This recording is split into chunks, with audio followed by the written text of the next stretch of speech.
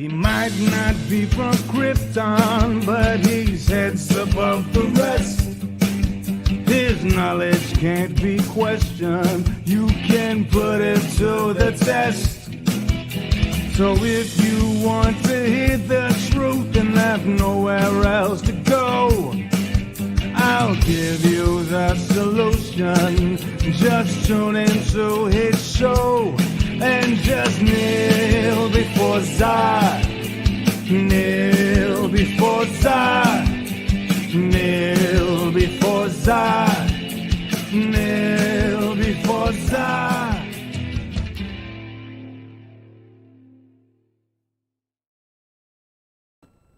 And hello there, welcome everybody back to the Phantom Zone. It is the most earth-breaking, ground-shaking, but never media show money, taking the man, the myth, the legend, the really hard-working, cooking villain, General Zod. And today we have a special guest.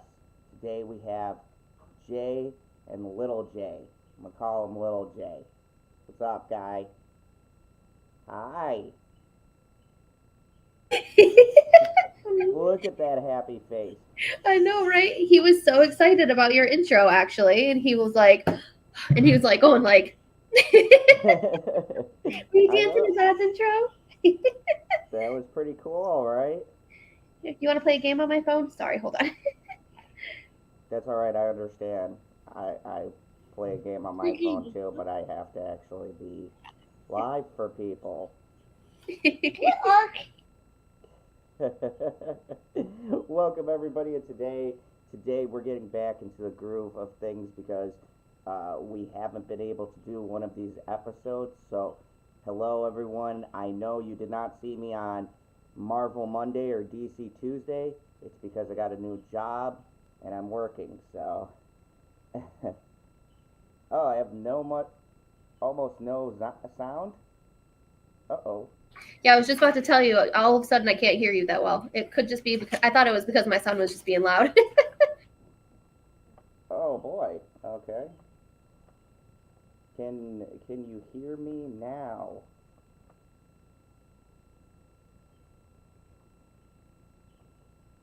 Be right back. Okay, I'm good. All right. Sorry about that, guys. Technical issues. Let me make sure everything is fine. You know, I tried to iron these out before I go live, so hopefully this fixes my issues. Let me just check, because I could always tell with my icon here. Oh, yeah, hello. I'm hoping that this fixes the problem.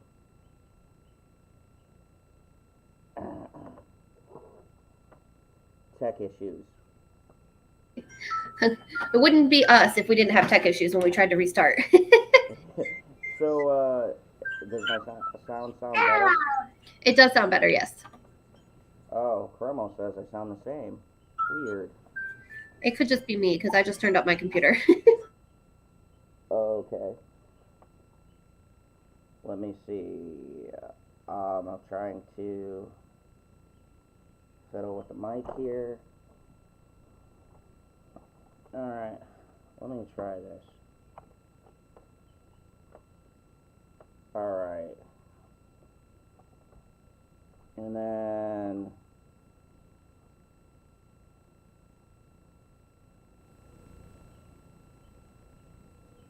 Okay.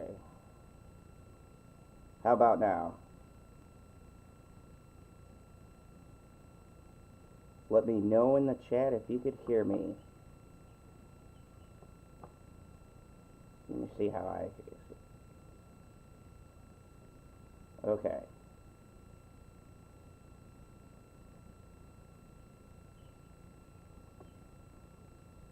Okay, sorry, Zod. Alright, do I sound better? It sounds better to me, but I don't know how the chat feels. Yeah, see, I'm playing it on my end and I could hear it fine.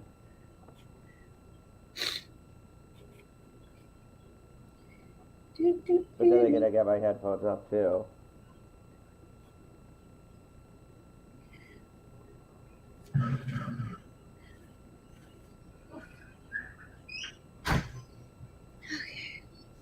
All right, I'm gonna have to figure that out. At a different time. What's up, Lemon Pie? Yeah. I'll try to talk louder, but yeah, that's all I got. Hi, Lemon Anyways, Pie. what's up? I was saying hi to Lemon Pie. Okay, so am I sounding good on your end? On my end, yes. Tom's mate says you sound like you're talking through a pillow. That's really weird. I don't know why. Alright, how about now? What do you guys think in chat? Yeah, let me know how my volume sounds. Well, while he's figuring that out, hi, my name's J McCarthy. I'm an epic fantasy romance author, and I also write under J. Marie Fire for contemporary romance. This is a segment that Zad and I have done in the past, and we keep trying to get back into it, but something always happens. Tom's mate says a little better. Okay, so I sound a little bit better. Yeah. But yeah, so this is something that we used to do a while ago, and then we kind of life happened for all of us. And I know Zad's been going through some things, I've been going through some things. So now we're trying to finally reconnect so that we can do what we love to do and talk about writing. So Zad's not always villainous, even though he likes to pretend he is. He does have a creative streak, which, ends up in horror writing, but that's fine. Yes, here we go. I turned my mic up like 200%. I did the gain on like full, so hopefully this is better. I'm projecting my villainous voice. I don't know. My thing is like, hey, it's Mr. Terrence. What's up, Terrence? If I sound muffled, I apologize. You Hi, know, Jenny.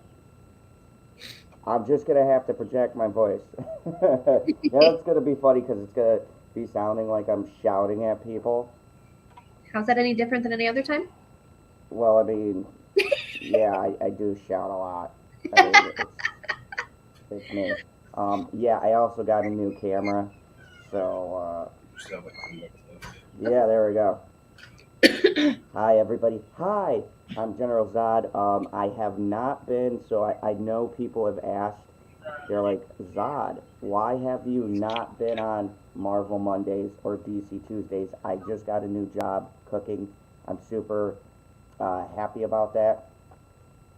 And so, yeah, I've been doing that. I'm a little tired, so a little bit tired, but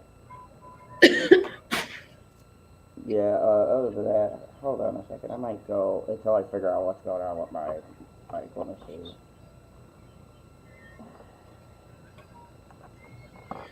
1930s radio show.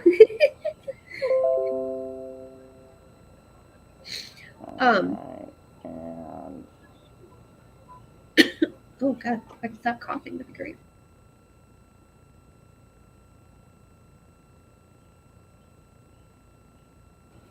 I'm sorry we're such a mess. all right.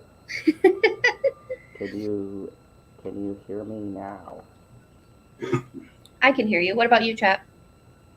Okay, you can hear me, but I can't hear you, which is just awesome. How do you know you could hear them? Hopefully not. I don't know why I'm not hearing shit in my earphones. God damn it.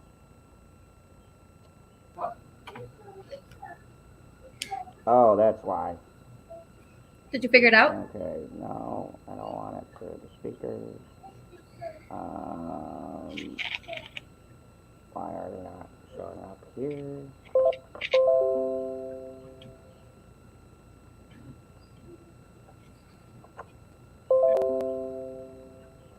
Okay, let me try this again. Alright, can you hear me? And now Wow, my computer is just being obnoxious today. I do apologize, folks. My computer's being a son of a bitch. Let me see. Real type speakers, audio. You Default, sound like you're audio, trapped in the Phantom Zone, is what Terrence says. default. All right. Okay, Kit. You can hear me. I can't hear you. Fuck. I will be right back. Hold on. I fucking hate this piece of shit. Well, hi everyone. Apparently, I'm on my own in here. So hi, how's everyone doing? Have you guys had anything exciting and good happen to you guys? Drop it below. We'll talk about it. Want to celebrate with you. Sorry about the hot mess of technology, but like I said, we're just trying to get everything back in the swing of things. Zod and I have both been going through a lot of stuff.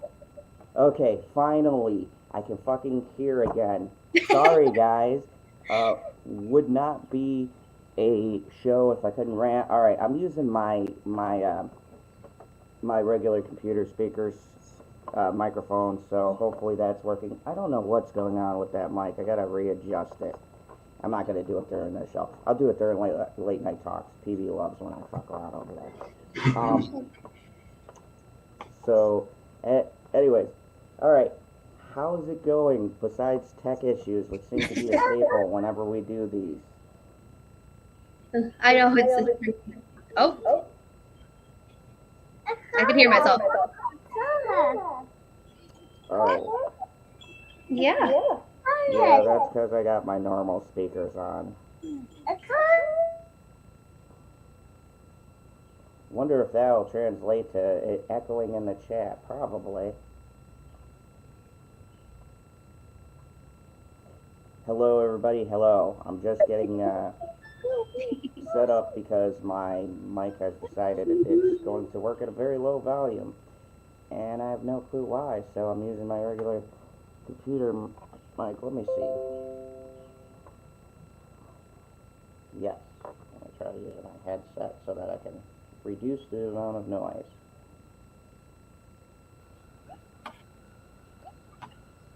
Hi, Keely. Nice All to right. see you. There we go. Everything should be all fixed. I guess this is what happens when you oversleep, right? Yeah, I did not know my mic was going to decide to be super low. I probably gotta just adjust stuff, but I'm not gonna fiddle around with it now. I'll do it while I'm playing Overwatch. What's up, everybody? Sorry about that. So sorry. I overslept because I've been working super, super really hard hours. I cook now, so it's a little bit more exhausting than security guarding. So, yeah, I've cooked like a couple of days straight, and so I haven't been on DC Monday because unfortunately DC Mondays fall right when I cook. I cook from like 2 to like, I get out 11:30, somewhere in there. So, hi everybody, wanted to do a stream. There will be Friday nights, and I will be doing Star Wars Monday again because I will have Sundays off, so do not fear. But DC Tuesday and Marvel Monday I won't be able to make. So sad day all around. Keely, what's up? Terrence, how are you? Yeah, Terrence, you get it. But anyways, wanted to do this for you guys and start to do these episodes of Tongue in Cheek. We talk about writing. Today we had nothing prepared. I haven't had a chance to work on anything because I've been working on my video, which I still gotta do my Sons of Anarchy videos. Oh, I cook for a disclosed movie theater. What's up, LB? How are you doing? Good to see you in the chat. Just doing my morning show. We talk about writing. So, yep, Jay's just taking care of the toddler. Hopefully she's, not taking care of him, but who knows? Having a meltdown. I don't understand. All right, sorry about that, guys. Yeah, you said you were taking care of them. I don't think she's going to take care of them, you know, like Soprano style. It just. Not the mafia way, no. I was gonna say because I know some guys. Yeah, I know.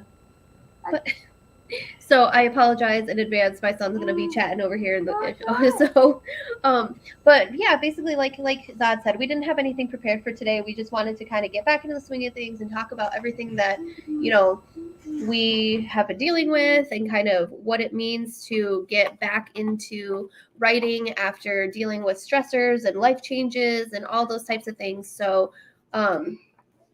I know for me personally, it's been an interesting time. Oh.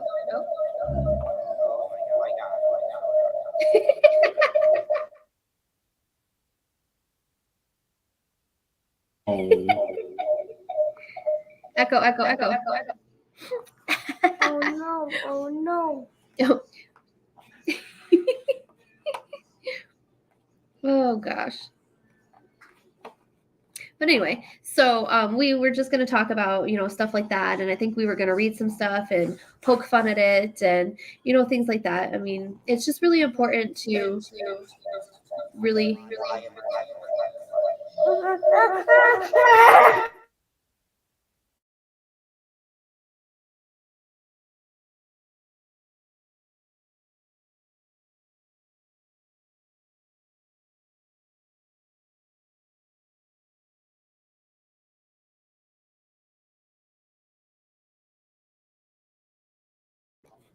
Okay. There's all sorts of stuff happening right now. It's like technology is just against us 100%. But yes, so basically there's been a lot of stress going around and things have been crazy. And so we just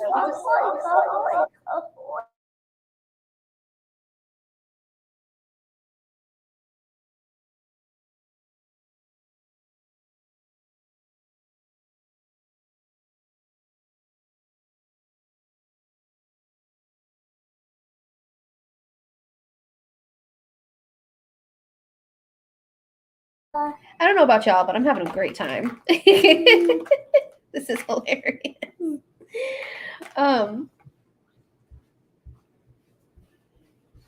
Okay. So basically one of the things I wanted to talk about is getting back into things and self-care after dealing with, you know, stressors and life changes and things of that nature, and, you know, making time for yourself, because if you don't take the time to take care of yourself, then you won't be worth anything to anyone. And the child was trying to fight Zod in the Phantom Zone. It sounded like it, didn't it, Terrence? But basically, self-care is very important when you go through things. Oh, let's see. Marco.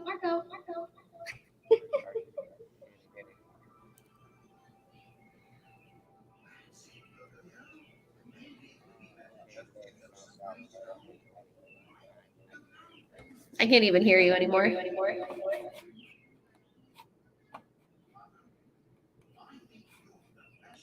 Do you want to give up?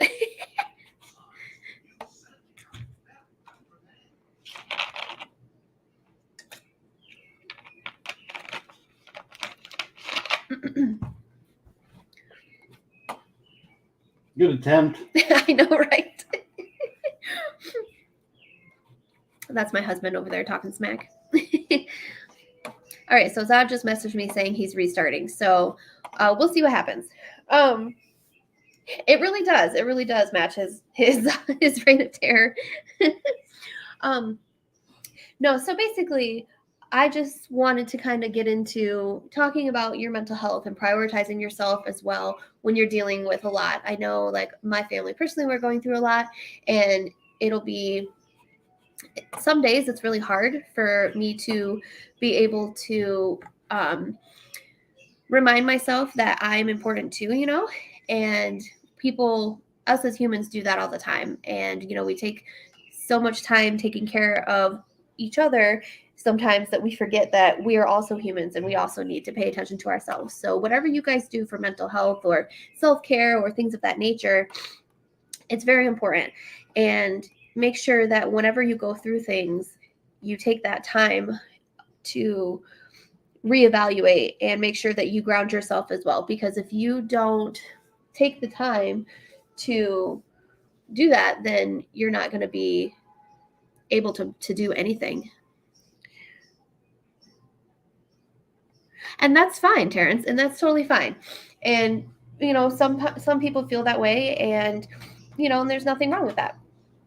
I just know me myself, I always forget to make time for the things that I enjoy doing too. So like my writing's been on the back burner lately, and so Zan and I wanted to do this so that we could kind of remind ourselves that we have things that we want to do too. It's not just day-to-day grind and, you know, doing those things. And that's good. And yes, Key, exactly. And, you know, as somebody who has, you know, been through a lot in my life as well, it's a good reminder, especially with everything I'm going through personally. It's a very good reminder that, you know, it's okay to not be okay, but also make sure, sorry, mosquitoes are like terrible. And that's cool.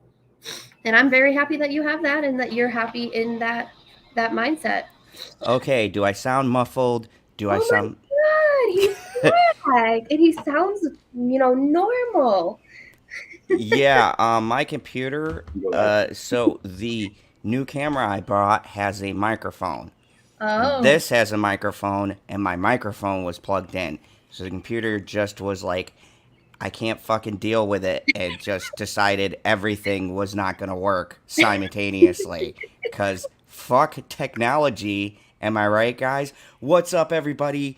Hi, I'm back. I have shit to rant about. Fuck technology. What's up, well, everybody? What's up, Terrence? Finally, you guys can hear me. So yes, I've been busy as well. So we're doing today just to jump back into this. Yes, Terrence, we will have to do our 10-hour streams. If you guys don't know, me and Terrence have done 10-hour streams just talking nice. about Batman and stuff. That sounds like fun, actually. Oh, it was a lot of fun. I mean, so, yes, some people would say it's nerdy, but you know, there's a lot of stuff to talk about. There's nuances here. hmm So speaking of writing, I did actually have a topic, Nice. and this pertains for me to so I was going through Star Wars and stuff and watching Marvel and things like that, and yours is 7 hours. Trust me. I think I did a 24-hour stream once for my birthday. I did a 24-hour stream. That was I was very tired by noon. I can imagine. Okay, so and this made me think. Hello, Kiefer. How are you?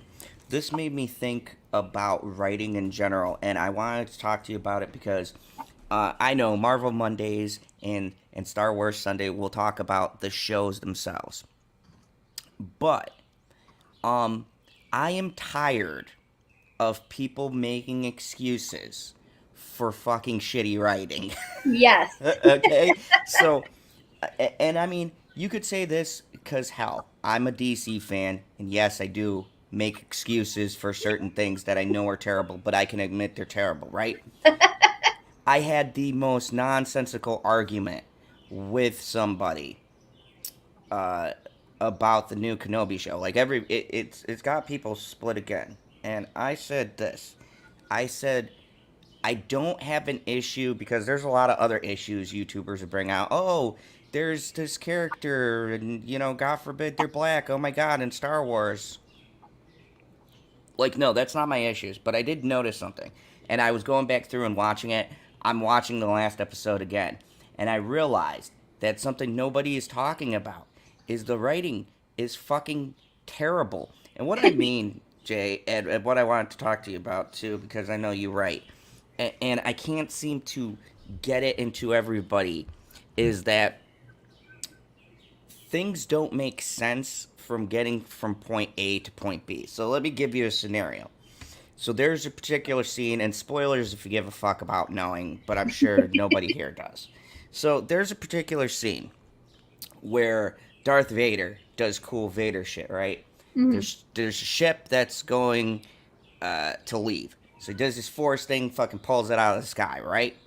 And then from out of nowhere, another ship appears, right? It was never hinted to that there were two ships, or they never showed that there was another that jettisoned, right? Just another fucking ship appears out of nowhere, right? And I've heard people fucking defend this, and I mean like eras Yeah. in fucking writing. And I wanted to explain today the difference for all of these fucking people, because it's the same thing with Marvel too. And I know you're a fan of Marvel, right? But you, like me, have got to see the inconsistencies in their fucking storytelling, where they'll just jump from one point to another. So I thought we could talk about inconsistent writing, because I think people confuse someone hating something with noticing a flaw in the fucking story. Like, it just jumps when you're watching something, right?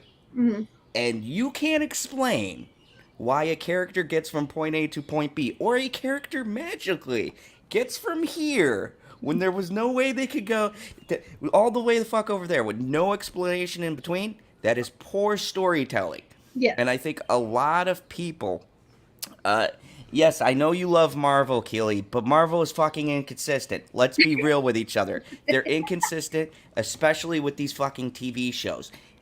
There's a lot of jumping. They don't explain where characters go from. And when I try to explain to people, and I'm not talking about you, Keely, I just picked on you because I know you like Marvel. But I mean, the really rabid Marvel fans will sit there and make terrible excuses for poor writing. So I wanted to explain today, from people who write a story, what a fucking inconsistent storytelling is, because it's amazing, and it pisses me off, because the more people defend shitty poor writing, the more shitty poor writing we'll get.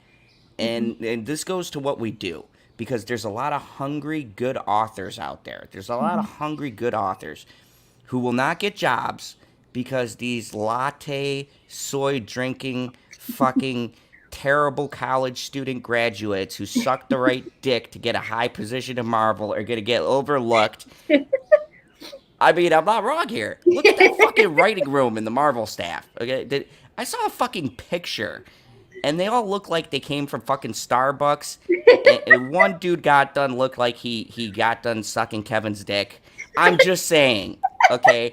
There's a lot of suspect people in there. And my issue is that, like, when you say something bad, people think you don't know what you're talking about. So I wanted to use this because we both fucking write, and I wanted to explain what the difference is between good storytelling and bad storytelling, because when you endorse this bullshit, they just keep on putting it out.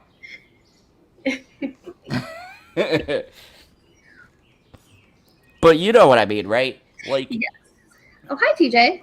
like, have you watched or gotten a chance to watch any new things that are out? No, or I'm so far behind. You don't want to know how far behind I am. What's the last thing you watched that you remember? What was the last? Iron Man 2? Is that the last thing we Jesus watched? Christ. I told you. You didn't even watch, like, Infinity War or Nope. Endgame? Like, the Nope. biggest movie? You were literally the only person who missed the biggest movie of all time? Yeah. Shouldn't see- I haven't seen Avengers 2. I think I saw the first Spider-Man Tom Holland. with Tom Holland, and I think that's it. But I was completely not in the right order at all. But yes, it's funny that you bring this up, Zod, because I'm actually struggling with book 3 in my series, because I had 3 different plot outline sheets, and it looks like that when I was writing book 3, I have 75 pages of it done, and it looks like I compiled all 3 of those plot outlines, and so now it's a fucking hot mess. And I'm sorry, Sunset Flip was still bringing up the thing. I know Sunset. no, I not was shocked too. I didn't know if it was in theaters. I wasn't gonna interrupt, but that was fucking hilarious, no, it Sunset. wasn't in theaters. It was on my couch next to my husband. He was like, "Good God." To be fair, I saw them all in theaters, but yeah. So you're going through the same thing, right? Yeah, And look, it's hard. I don't want to shit on writers. yeah, You know, even fucking MCU writers that I feel just phone it in. Because like you're saying, right? You're hitting a struggle right now. So where's your struggle at, and how far are you in? And maybe, what's some good tips to being able to tell when maybe someone's struggling? Well, first, let's talk about the struggling artists because there is a difference. There's some things you'll watch or some things you'll read where yes, you could tell somebody had a very good idea and then it just looked like they had an extremely hard time ending it. Sounds like that's where you're at. You have a hard time determining where the flow of the story is going, and then you have lazy writers. And I want to differentiate that because I think people get confused. And the thing about stuff now, and I find this often every time I critique something, there's always that asshole that goes, "Oh, well, you're a DC fan, so that's why you don't like it." It's like, no, I watched every Marvel product. That's not it. I appreciate things equally. What I'm not a fan of is really poor writing. So, how are you stuck? And explain, if you can, the differences between being stuck on something and just being lazy. well, so it's in 2 parts. So I do this thing as an author where I get to like the climax of the story, and I'm like, yeah, this is going good or whatever. But then I start to have imposter syndrome, and I'm like, oh my god, oh my god, oh my god, I don't know if this is good enough. I don't know if people are gonna like this. I don't know this, that, the other. And so I start to freak out, and a lot of times I'll just stop writing because I get very overwhelmed very quickly. And so so my biggest problem with book 3 itself, it's part of my Billionaire Network series. Book 1 and 2 are at the editor right now. So book 3, it's called Pursued by Fate, and my where I'm stuck is my 2, because I'm a romance author, and so my 2 lead characters don't seem like they want to be together. They literally seem to be going in completely different directions.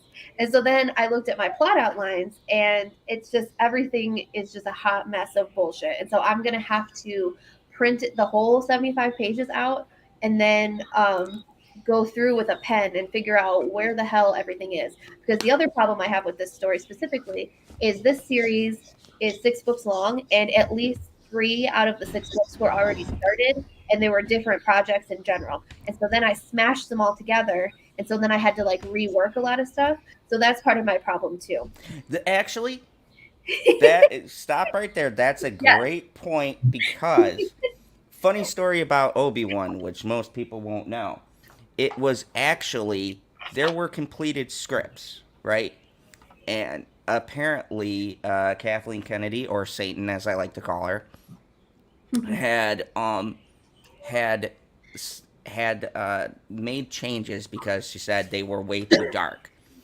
So it's funny because watching the show and just seeing what you're talking about, I can see where there's different stories interspliced with each other. Yeah. And folks, you never want to do that. Like, see, look, some projects I can give a pass on because I can see the clear split to where it was supposed to be something else, but then they converted it into whatever it is now. Okay. And I think that's a problem that a lot of writers have. Sorry, I hate being surrounded by shadow, even though it's like 80 degrees out. My camera just doesn't filter light. That's why I tried to get this new one. Anyways, so and Terrence, I'll get back to your point. Look, I don't want to talk about the Marvel dick writers. They're a vast group, and then it's a funny thing between us because DC, Marvel. Anyways, but no, I think and especially with this new show, right? And it's on Disney Plus. Definitely, I would love for you to watch like a couple episodes because I think I would like your opinion and to see if you could see what I do. I can see a clear split where somebody wrote something and then like it happens at around episode 3 or 4 because the first two flow pretty good. And I'm Okay. like, oh, all right, this is good. And then you hit like episode 4 and it's like, what the fuck happened? It feels like the back half and the ending were completely changed. And I heard that scripts were rewritten and stuff in the middle of pre-production. And I was like, holy shit. Wow, that's Like, risky. yes, I was like, I could see the big difference, and that's my issue. Like, I can see technical errors and writing errors where characters are. There's literally a whole fucking character that if you took this character out, it would not affect the story. And then there's one character, the young Princess Leia, who affects the story already established and not for the best. So, and this is what we're talking about when you, and it's a problem in Hollywood. When I say I don't like something or I have issues and I say it's story, people are under the assumption, oh, you hate Star Wars, blah, blah, blah. No, we fucking write. You don't understand. There's Right. this thing, it's called beginning, middle, and end, right? Yep. And the shit in between gets you, and the little shit in between is important because if one thing doesn't make sense, people do not realize unless you write or unless you watch a shit ton of movies, right? You don't realize how important that flow is. If you fuck up from point A to point B, if you fuck up the spots in between getting there, it could be very significant to your story. And that's what I mean when I say I notice character flaws. Hey, KK. Good to see you. 7 people watching. Thank you. So, yeah, I mean, so you know what I'm talking about. It's like the spaces in between are where the egregious things are. And it feels like 2 stories were smashed together and they weren't supposed to be, and they tried to make it fit. And the editor was drunk or something because the editing looks fucking terrible. But, you know, that's on a technical film basis. I think I'm going to do a whole, like, dissertation on that because it's quite fascinating. There's physical errors. Okay? One example. Early in this episode, they show a stormtrooper getting cut in half by a fucking fence. And I don't mean it's electric, I mean it's a steel fence. And I said, holy shit, they're cutting people in half. Good, violence, right? Okay, so then they show Obi-Wan freeing Princess Leia. And spoilers if you guys give a shit, I'm sure you don't. Anyways, there's a whole cool scene, right? It's an awesomely shot scene. They're in the dark, and he's taking out these stormtroopers silently, and all you see is the blue lightsaber. I'm like, cool. Then he hits this stormtrooper with the lightsaber. The technical issue is a lightsaber is a beam of light. Historically, it's gone through a person. It's cut off heads, hands, all sorts of stuff, right?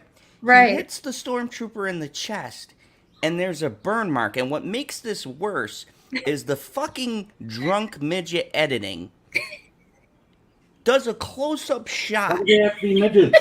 The drunk little person editing, because I just picture this angry little editor. Okay? There's a burn mark on his chest. And they show the burn mark. And I'm like, lightsabers don't work that way. He'd be cut in half. He goes, like, super fucking hard on this guy. And this is what I mean with poor writing. And with film, it's a little more intricate because you have an editor, you have... But you see what I'm saying? Yeah. These things, when you're writing... Even a film, if you guys don't know, they write this shit down on paper, which means they use the same plot process that we do. They plot out a series. They plot out scenes.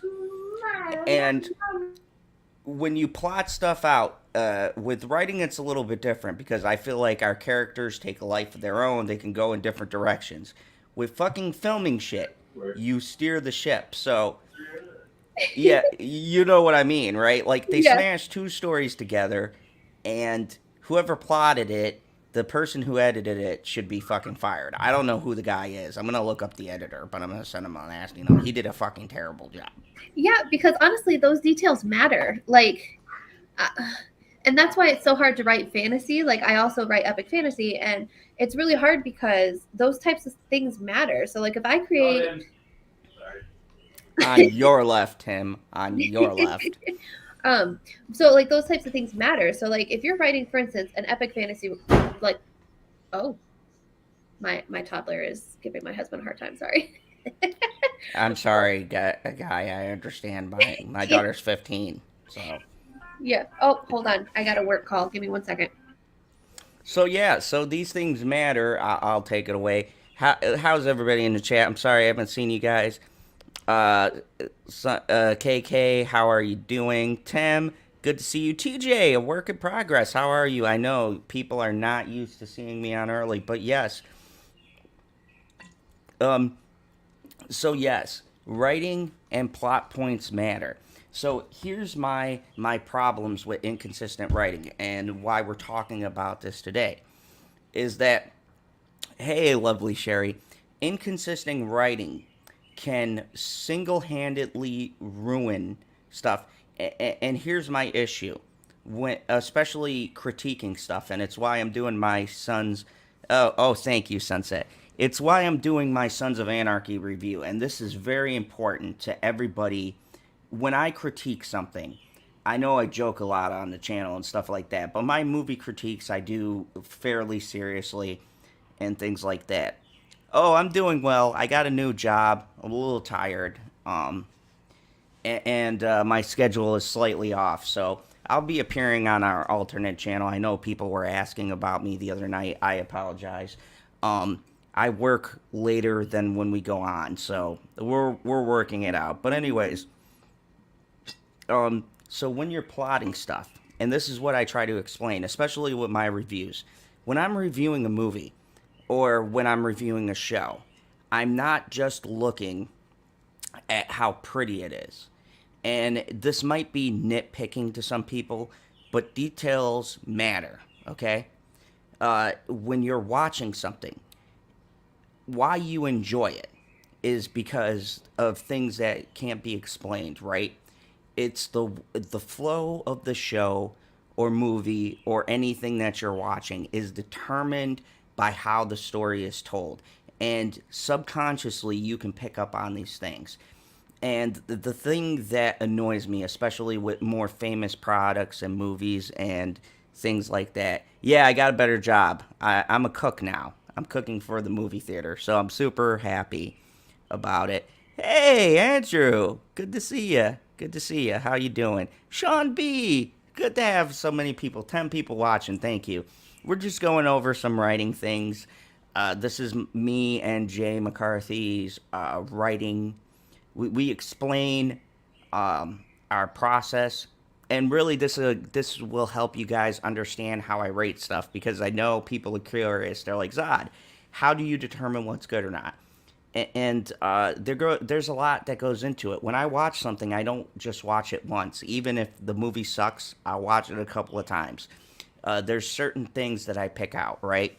The biggest thing for me, especially writing, is the plot and the story structure.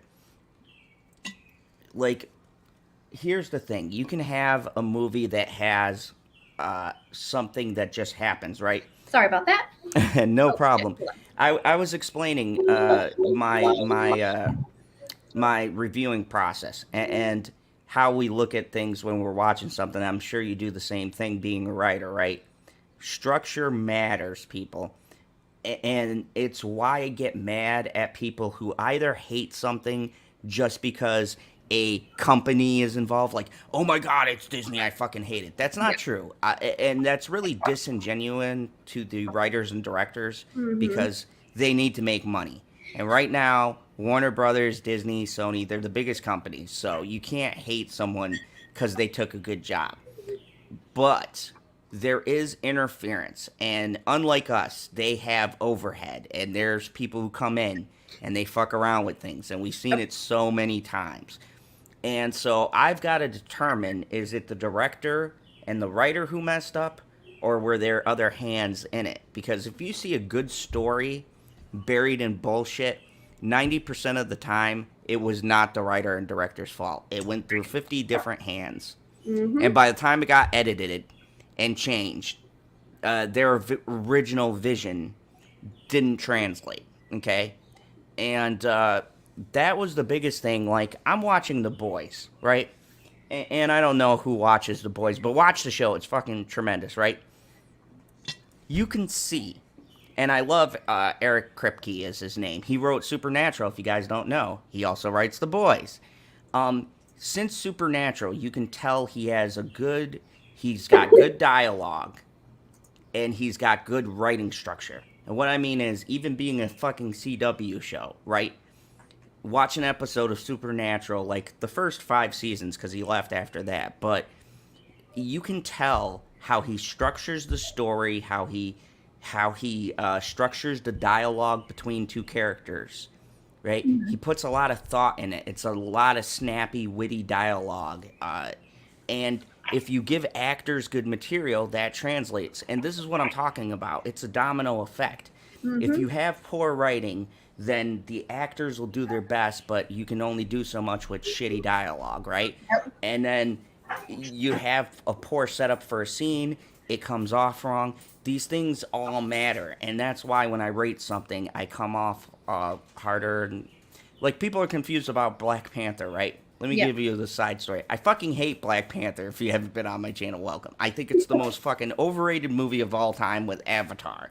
But the reason why I rate it high is because structurally, there's nothing wrong with it. Character-wise, there is. There was a fucking movie before it that established the character already. We got the movie, and they changed the character. This is my issue. Is like, if you've already pre-established who your character is, and then you redo their origin, it makes no fucking sense. You already did their origin. You established who they were, where they came from. You can add on to that. But redoing it is a different thing. It's like resetting something. Thank you. Supernatural is brilliant. I loved it. And Lucifer. and Lucifer. So, Jay, let's talk about that for a second. What makes these shows great from a writing perspective to you? For me, as much as I can only really speak about romance because I don't really know about, other stuff. But for me personally, when romance is involved, I don't want to say I don't care about the romance aspect of things, because I do, but I like for instance, when I write specifically, I like to avoid making the romance the plot of the story. So for me, it's all the surrounding things around the story, which is why I liked Lucifer so much. Because, they had the whole will they, won't they thing, but I didn't care about that. I cared about, show me God, show me all these angel powers, show me all these demons running around. That's the type of stuff I cared about. Because even though, of course, I'm obviously a Decker Star fan, but I also was shipping Michael and Ella. So, you can imagine. Oh my God, the shipping culture. Weirdos. Sorry. No, we have shippers in Star Wars, and it's obnoxious, but continue. Oh, look. Hey. Ah. Hi. Okay. What do you need? Are you okay? But yeah, so romance, right? When you're building a story, and this is a thing that I think will turn people on and off. See, people, especially guys, I don't know if there's how many guys are in the chat, but we don't focus on those aspects. But we can if the story around it is written well. Take a movie like 50 Shades of Grey. Yes, unfortunately, I watched all of those. Yeah. I didn't. See, but here's the problem with that, right? There's no plot around it. It's about the sex. And look, guys, I watch porn, but if I want to watch porn, I'm going to watch porn. I'm not going to turn on... sorry. Shoot. Forgot there was a kid present. All right, so if I want to watch adult movie, I'll watch that. Whereas... Whereas with shows like, if you're watching a show like Supernatural or Lucifer, right? 90% of the people tuned in want to see the supernatural aspects of the show. You can trick them into feeling something for the romance by making the characters engaging and interesting. Starts with character building and I development. agree. And that's my whole thing is like, even though I'm a romance author at my core, but I like to focus on the plot and I don't make the romance drive the story, because at the end of the day, like, that's not why I write. I don't write because I want two people to fall in love. I write because I have a story that needs to be told. And so that's why I liked shows like Lucifer, and why I liked Supernatural, even though like I didn't watch all of Supernatural, but that's a lot to be watching. But and then there was another one. Oh, Game of Thrones had more plot than just, The adult stuff, yes. Right. Gotta censor ourselves for the kids. This is probably the first time I censor myself on my channel, but Appreciate Zod's about encouraging the future minds to rule the world. Mm-hmm. Anyways, that's right, buddy. You can take over the world. Oh, he knows. He already does.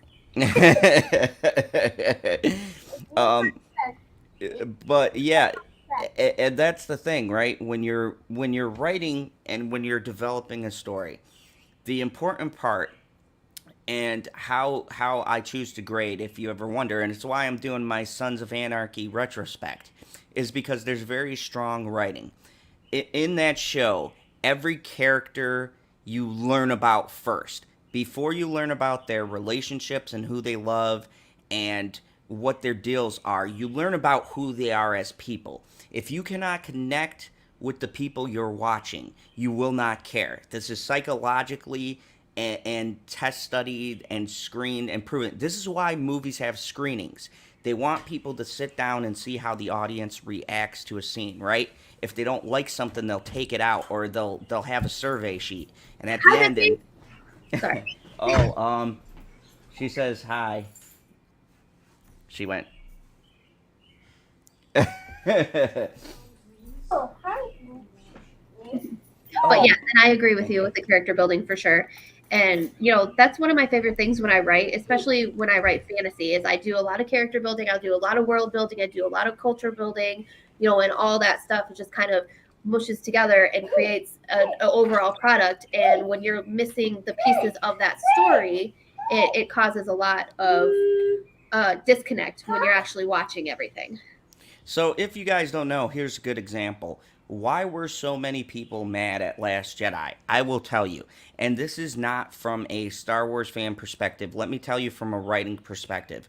So there was what they call an established character, okay? A character people know and love. Now, whether people agree with it or not, or a demographic matters, whether you're younger or you're older. But if you're older, you will remember something in a certain way, right? And you can change that. But you got to be careful how you change a character, because if you establish a character that people know and love, that means you've built them a certain way. Now, you can alter that, but if you alter it too radically, or if you don't alter it enough, you will affect people's perception. So why there was so much discord around this movie was because, take Luke Skywalker, this is a perfect example of altering a character. Luke Skywalker had an established arc, okay? Last Hope, Empire Strikes Back, Return of the Jedi. It's a full journey. He starts as a naive farm boy who doesn't know shit about the Force or anything like that, right? He starts from over here. Through the course of 3 movies, he changes his arc and he becomes a Jedi Master. He becomes enlightened. He changes as a person. Now, skip to the new movies, right? We pick up with him a couple of years later. We don't know what happens. But what Rian Johnson, the director, chose to do is that he radically altered the character to what we knew him as. And the context that it gave was stupid. But that's besides the point. So what he did to a character was he completely took his personality and at its core changed fundamentally who he was. And in a sense, he was not the same person. It was like a completely different person, but they were using the name and the actor. And this is what made people upset. See, it's not about being a baby and, oh, I want a property this way. It's a fundamental flaw in writing. It's taking something that's already known in people's minds and established and changing it to fit your own story where it wouldn't fit. Instead of putting a new character in, or instead of slowly changing the character throughout the course of the story you're telling, just boom, you throw people in, and it's a shock tactic. Sometimes it works. This time it does not. So, Jay, with changing characters and things like that, could you kind of add on to what I was saying? Like, say because you follow Lucifer more than Star Wars, but say you went one season, Lucifer was one way, right? And then they start the season, and he's completely different, right? He's not talking British. He's not sarcastic. Right. He's doing good stuff all the time. Did you hear my husband? He said, well, then he's Michael. Yeah, exactly. So this fundamentally changes the character that was already established. Right.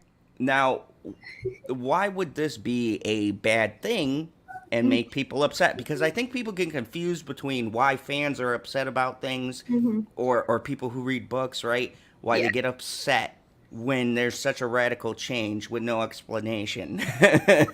Well, it's funny because Lucifer is a really good example of this because the fandom is still split because of season 6.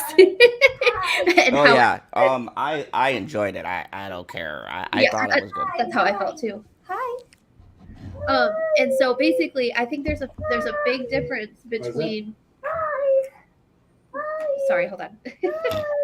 Hi. Okay, I'll open it. So basically, there's a fine line between completely redoing a character and adding to that character. So. No, Jason. No. Sorry. So basically. Shut the computer. Buddy, oh, did you want to be on the computer? No, just computer. I agree. So basically, there's a fine line between redoing a character and actually, adding a new layer to that character. Buddy, what are you doing? Stop. I know, technology. That's how I felt when I first got on.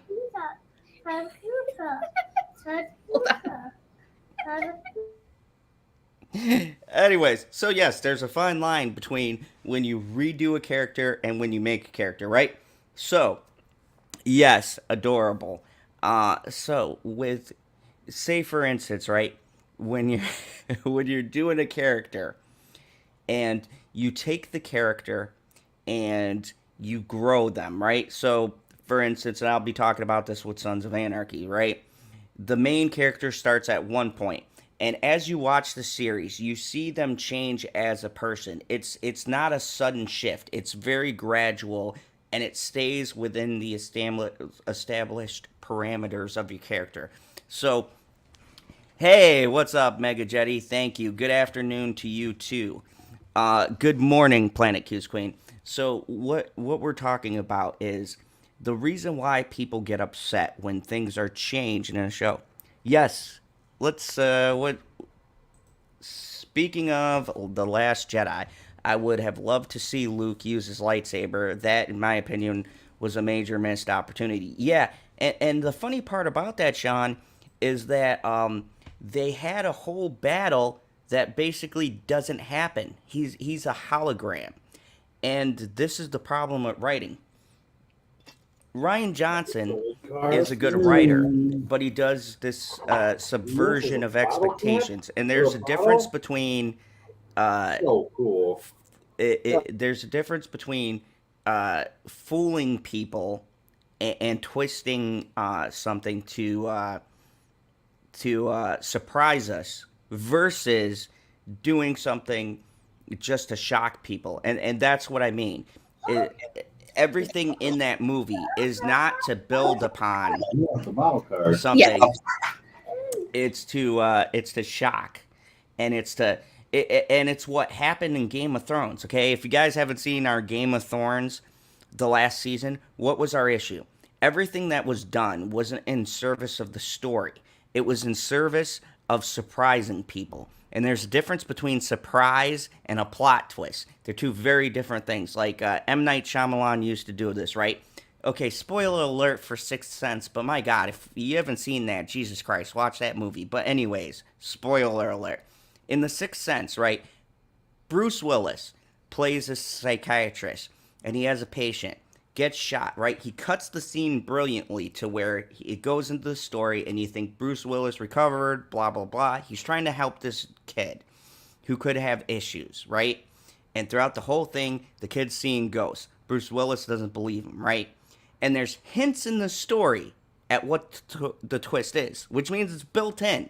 It's the whole point of the movie. It's not just thrown in there. He's got an end game, right? And there's hints and there's things that are right in front of us. And you kick yourself when you find out the twist. But at the very end of the movie, he says, I see dead people, right? It's a famous saying. It's been memed 1,000 times, right? And still, Bruce doesn't pick up on that. Then he flashes back. And he shows all of the times when Bruce Willis thinks he's talking to his wife in this room that's locked and everything else. And you find out Bruce Willis has been dead the whole time. He is the ghost. He is counseling him as a ghost to help him later in life. It's a fucking brilliant twist. It's crazy. I love that. I love that movie so much. It's there. It's in front of you. If you watch the movie, there are signs. Right. That leads you to it. That is an effective plot twist. It serves the story. Actually, it's the whole point of the story. Everything was built around making that work. And that is the difference. The character and the story serve the twist. With people who can't write, such as D&D, right? Everything they put in was just so people can go, oh my God, did you see that? But it didn't make sense to the story they were telling. And this is an issue in so many things. It's my issue with Marvel. Everything is set up. Everything is to promote the next thing. But there's no organic way to get there. And they used to do that. Like everything organically fit together. Now, it's just, we want to promote the next superhero. So we'll throw them in here. Even though it doesn't make fucking sense to the story. Right. The closet. So he keeps putting a bunch of toys in a box and he wraps it with his blankie so that we open it and it's a present. oh, that's adorable. It's like Christmas all the time. Exactly. And that's what we call a good plot twist. So anyway, yes. So there's definitely a huge difference between plot twist and shock factor. And, like you said, as long as it makes sense to the plot of the story, there's no issue with those things. But you have to actually take the time to develop the core pieces. And Okay, we'll bring you here. I'll open it. And it's just really like, you have to take the time to it's basically like sowing seeds for a garden. You have to lay out the foundation. You have to lay out the, everything. You have to, drop all the seeds and leave a path to where you're trying to get, which is why the plot outlines are very important. So, this is book 3, all 3 of my plot outlines I was telling you about. Oh my, that is a lot going on there. So basically what you're saying is you lay out the story, right? You lay out the structure and the bones. Yep. And this is great because it goes to my point for why Star Wars stories and things are so terrible now, right? As you guys can see, when you do a plot outline, and this is super important, and this is how you can catch eras in things that you watch, right? You can tell when someone has laid out and structured everything. Like, why do people like The Mandalorian? Because when you write everything, you write down where you're going to go. And then all you have to do is fill in the gaps, right? That's what a story is. You're filling in the stuff in between to get you from point A to point B. And I think that a lot of people, when they're judging stuff, they miss that. Or they don't take that into consideration. There's a lot of things that are considered bad, and then they're looked on 20 years later, and you realize they're brilliant. But a perfect example, one of my favorite movies is The Thing, right? To me, one of the greatest horror movies of all time. People hated that movie when it first came out. Even Siskel and Ebert, and they're pretty level-headed guys, right? They didn't understand it, and it was one of those stories that resonated later, and the reason was the mood of the story, but structurally, there's nothing wrong. It's actually very competent, very tight, precise writing. The characters are likable. You feel bad when they're all being picked off. They build the character development, and you get to know everyone on some kind of a level, and that's important. And I was saying that about Sons of Anarchy, right? He will introduce you to a character that does not seem important, right? He'll literally wait 2 seasons, and then later that character will return, and they'll do something that moves the story forward, or they'll become the focal point. And that's what we talk about when we're talking about good writing, is everything matters. Everything you write in those plot outlines that McCarthy showed you, she's going to have to structure things that gets her from point A to point B, but it's got to make sense to the next point. You can't just go, oh, they fell into blah, blah, blah, and that's how they get there, because that's lazy. And see, that's the difference between good writing and lazy writing.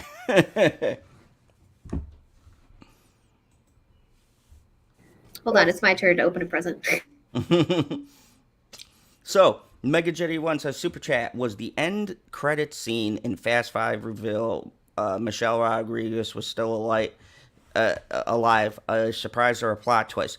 I would say yes. I don't know if it was a good plot twist because I thought she was hella dead. I guess it wasn't one of their worst ones, Mega Jetty. It was... I mean, it wasn't okay. I'll give you an example. That one wasn't as bad as them revealing that the Asian dude, I forgot his name, was still alive after they showed. Huh? Glenn in Walking Dead. Is that what you're talking about? No.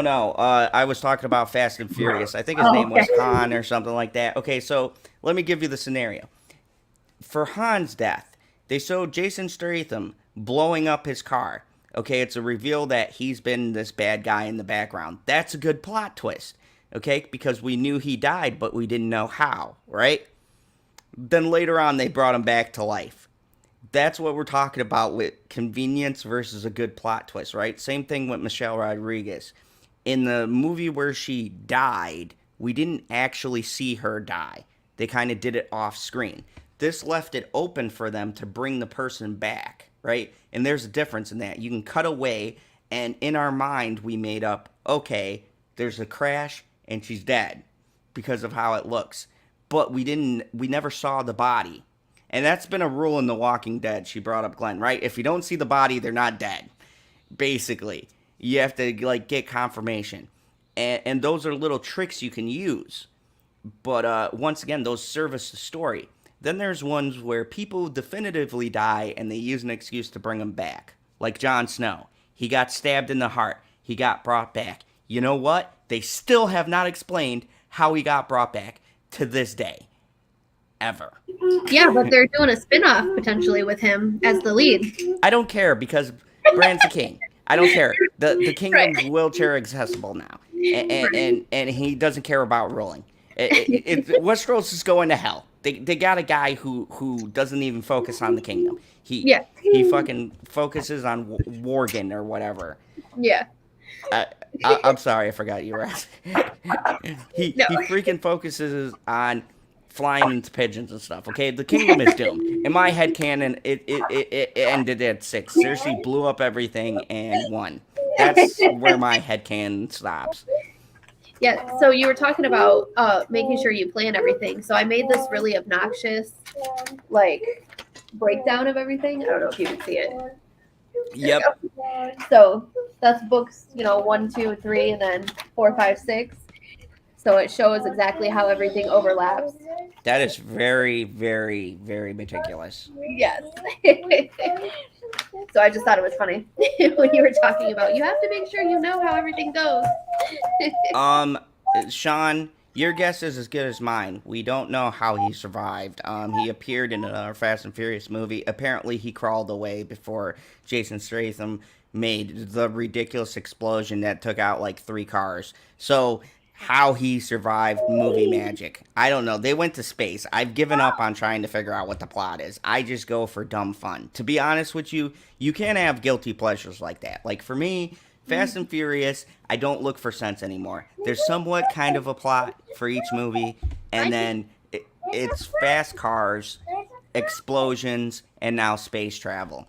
I don't know. Last Fast and Furious, they took a rocket with a car and jumped into space. So I've given up on trying to figure out what the. I don't even think they outline stuff anymore. I think they just sit in the writing room and go, okay, What cool thing are we gonna do? yep. We got a $200 million budget. Let's go. Half of that's going to Vin Diesel. Yeah, exactly. Gotta make your money somehow, I guess. Open the present again? Yeah, I agree, Mega Jetty 1. It should have stopped at 7. My personal opinion is like the last Paul Walker appearance was the best. They could have been done. I agree. Yeah. What's up? What's up, little guy? Hey. You wanna say hi? Wait, Marine. Yeah. Hi, yeah. How you doing? Gosh. Colors, yeah. I don't know why we're showing up in colors like that. Gosh. Weird.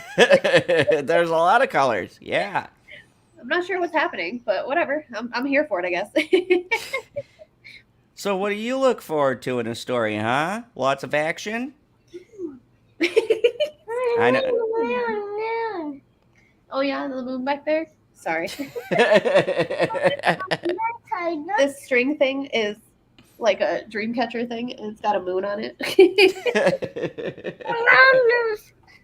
But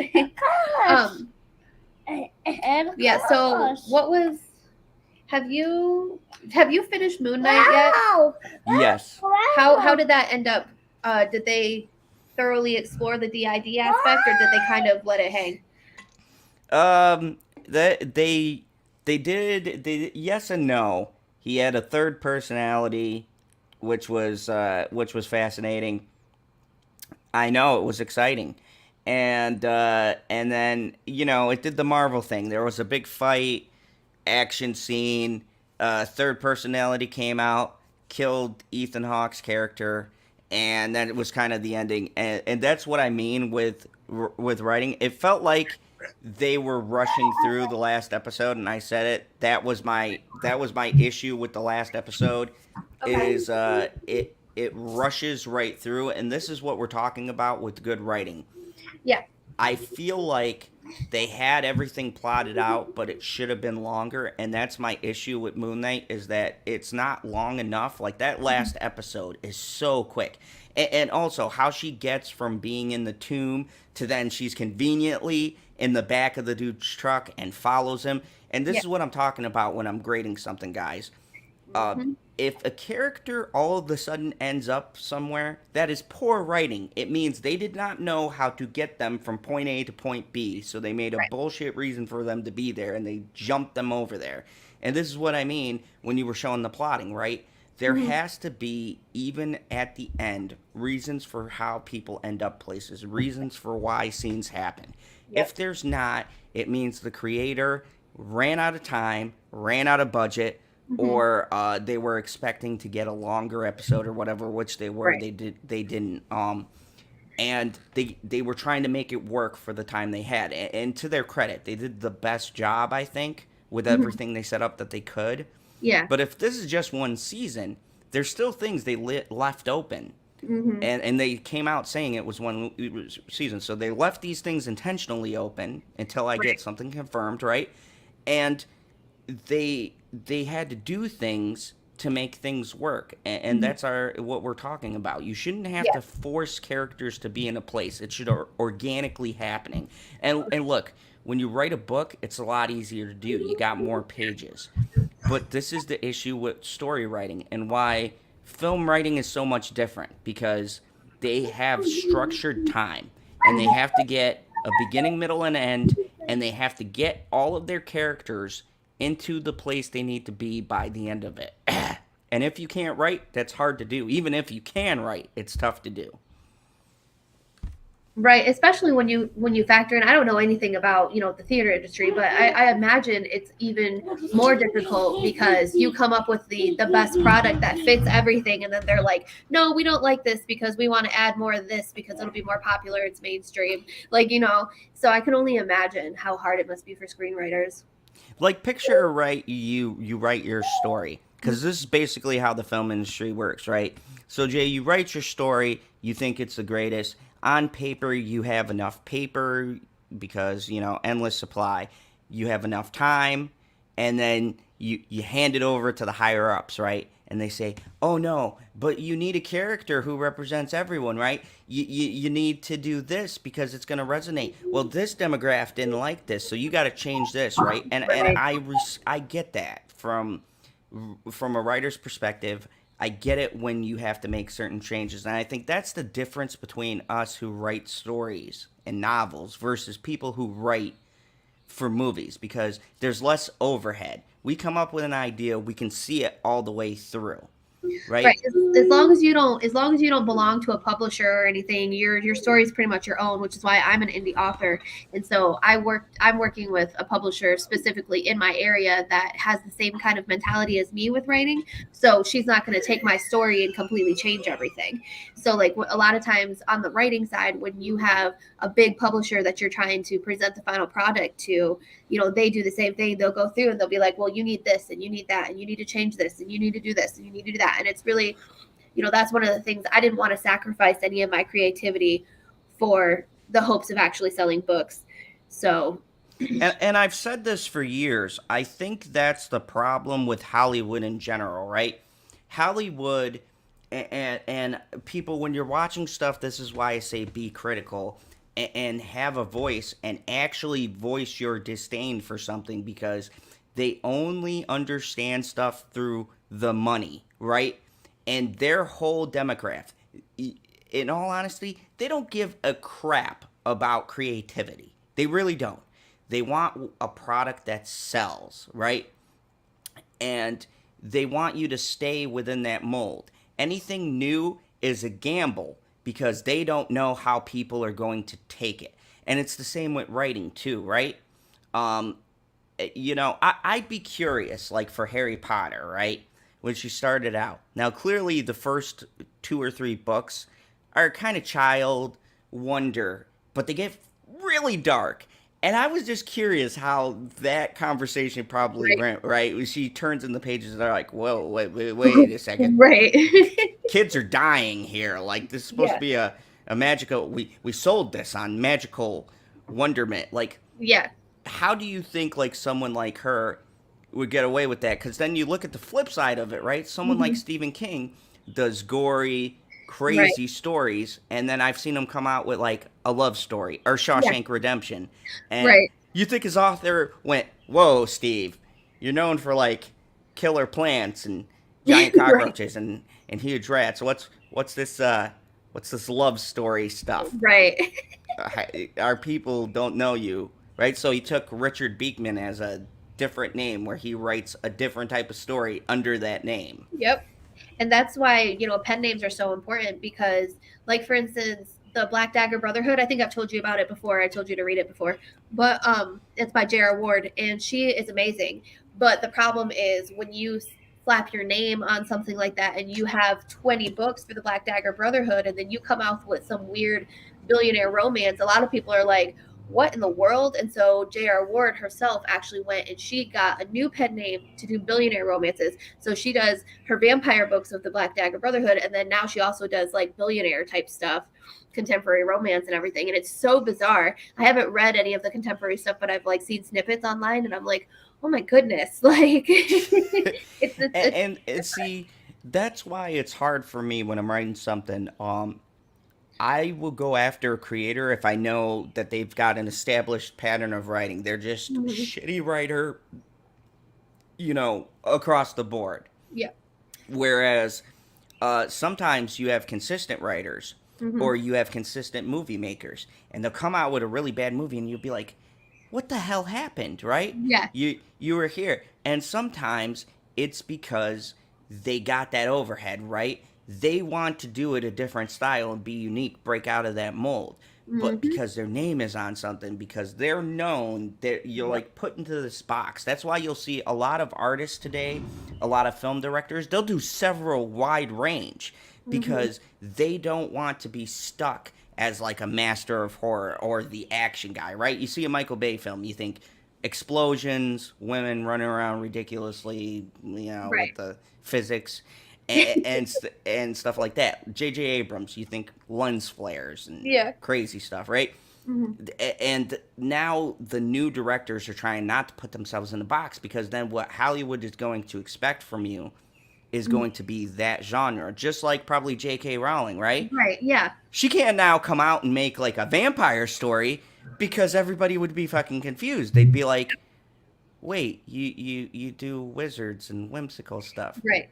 Now you're doing an Anne Rice. What's Yes. what's going on?" Just like Stephanie Meyer of your favorite series, Twilight. She did that, and now she has that on her record for the rest of her life. Although she also did The Host, and I'm not gonna lie, I probably like that one better than the other stuff, because Yeah. you know, Twilight. Anyways, I told you it was your favorite. I tried with those books. If you could believe it, the book is actually more terrible than the movies. At least with the movies, there was like action. No lie, guys. If you're like, oh, the book's better, don't go back and read the book. To me was worse. Actually, Yeah. I commend the. This is a case where Hollywood actually made good changes. Like the director's like, nah, this isn't Yeah. gonna work here. This is kind of like a toxic relationship. And I'm like, yeah, dude was sitting in there talking about he wanted to hear her breathe. What the fuck is wrong with you, dude? Vampire doesn't mean creepy. Right? Like, It's like hold on, having- I'll go on my rant in a second, or I'm never gonna read his comments. Stories involve change. Stephen King's doing mostly horror is about struggling with happy endings. Rowling doing kids' adventures that lead to deaths tells the struggle of growing up. Variants, very perceptive. You want to talk crappy writing? Frank Miller, writer of The Dark Knight Return, is consistently a hack writer. All his writes are big, bulky, bloody, sarcastic men who enjoy hurting people. Well, I gotta tell you, I disagree. I like Frank Miller's writing, but I understand your perspective. Yes, he's very one box. He makes big, bloody, bleak stories, but that's like his thing. He doesn't, and certain authors are good with that. They're fine with being in that genre, and they build their fan base. Some people are gonna like it. Clearly, Yeah. Mega Jetty one does not. So, and that's the thing. But see, what we're talking about is, and this is the issue with Star Wars. They got a lot of talented writers, but just because you have a talent, when you're brought into a corporation or somebody who's going to be overseeing what you're doing, Yeah. they will inevitably change your work. And then it's up to you, right? And people have to work. They have to they have to make money. So, hey, Laura B. So that's really the balancing act. And that can affect story as much as plotting, right? Because you plot stuff out, and then you got someone who wants to squeeze stuff in you never accounted for, Yep. and it puts you on the back foot, because it's like, this doesn't fit. Like, how am I supposed to put this in here when it doesn't fit what I envisioned, right? Right. Exactly. And that's why even though I'm working with a publisher now, even though I know that she has the same mentality as me, it's very nerve wracking, because I don't want to lose what I'm building. You know what I'm saying? But at the same time, as an indie author, I can't do the shit by myself. It's too expensive. It's too time consuming. It's just, being an author is freaking hard, man. I'm so glad that I'm not in writing because I want to make money off of it, because literally it's just it's such a hard hill to climb when you're an indie author, for sure. So as far as returns go, as an indie author, do you see more of the returns, or is it negligible? Big words. I know what you meant. So I've only ever published 3 short stories in anthologies, and I've only received $50 to $60 worth of royalties for both, for all of them, I should say. And it's one of those things where it's, like I said, luckily I'm not in this because I want to make money off of it, but it's very expensive, because I pay for Canva, which is, $12.95, and then I pay for, all of the other extra stuff. So like when you're by yourself, you have to pay for like, the book cover yourself, you have to pay for editing yourself, and editing is anywhere between $800 to $1,500 or more, depending on how many words you have, and stuff like that. And then on top of that, you have to get the book covers and all this stuff, and it can be really pricey. So it's really Barcodes. yeah. And then also on the side of the books, like my husband just said, there's like the barcodes, like the NSN codes or whatever. That you have to pay for those separately, especially if you want to go worldwide instead of just Amazon. Because Amazon will give you one, but if you go through Amazon that to sell books, then you have to be exclusive in Amazon with that code. So it's kind of like, it's definitely, as an indie author, a lot more expense worthy than any returns so far. I also, like I said, I haven't published a full length novel yet, so maybe I'll feel differently in the future. Like I said, I have book 1 and 2 of my Billionaire Network at my editor right now. So my publisher, she's covering, I already have book covers for all 6 of my Billionaire Network books. And so she's going to be covering all the editing, all the marketing, all the things. And literally all I have to worry about is just writing if I work with her, which is really nice. But it's also really scary because then that gives her more control over a lot of things, Laura B, I am just getting in the process of outlining things, so let me explain. Being a YouTuber is the same as being an indie writer, only video rise. As you guys saw, I got my camera, but there's a built-in mic, so now I gotta figure out how to disable that so it doesn't obviously just fuck my whole thing. I got this new mic right here. If you guys don't know, this mic is like $119 or something like that. So I'm working on 2 different things.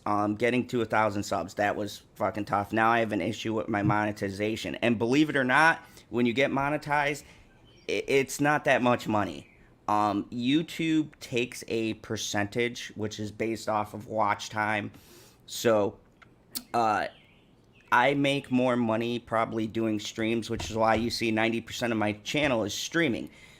You make more of an income from your streams and watch time than you do from actually making a video. Because when I make my videos, like my Sons of Anarchy's video, right? They copyright claim. What that means is they'll still show the video, but whoever took the claim, like I think I got one for Sony for the music. So if I monetize that video, they will take 25 to 35% of what the profit is off of that video, and they will send it to their site. Okay, so basically off of the videos we do where we critique something, we don't make shit unless we don't put anything in it, because someone will claim it, and fair use is very sketchy.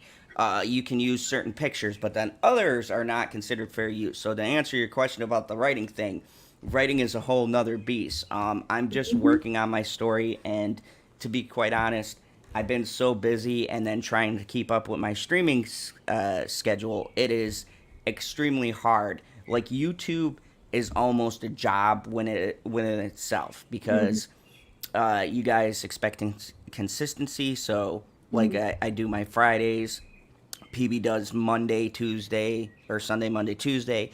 It's its own beast. So then writing in between that is even more difficult, because like I said, I got my outline started, but I haven't had a chance to work on it because I don't get very many days off. And the days I have, I'm working on a big video for this channel for Sons of Anarchy. I finished all 7 seasons today, as a matter of fact. As soon as we get done, I'll probably start.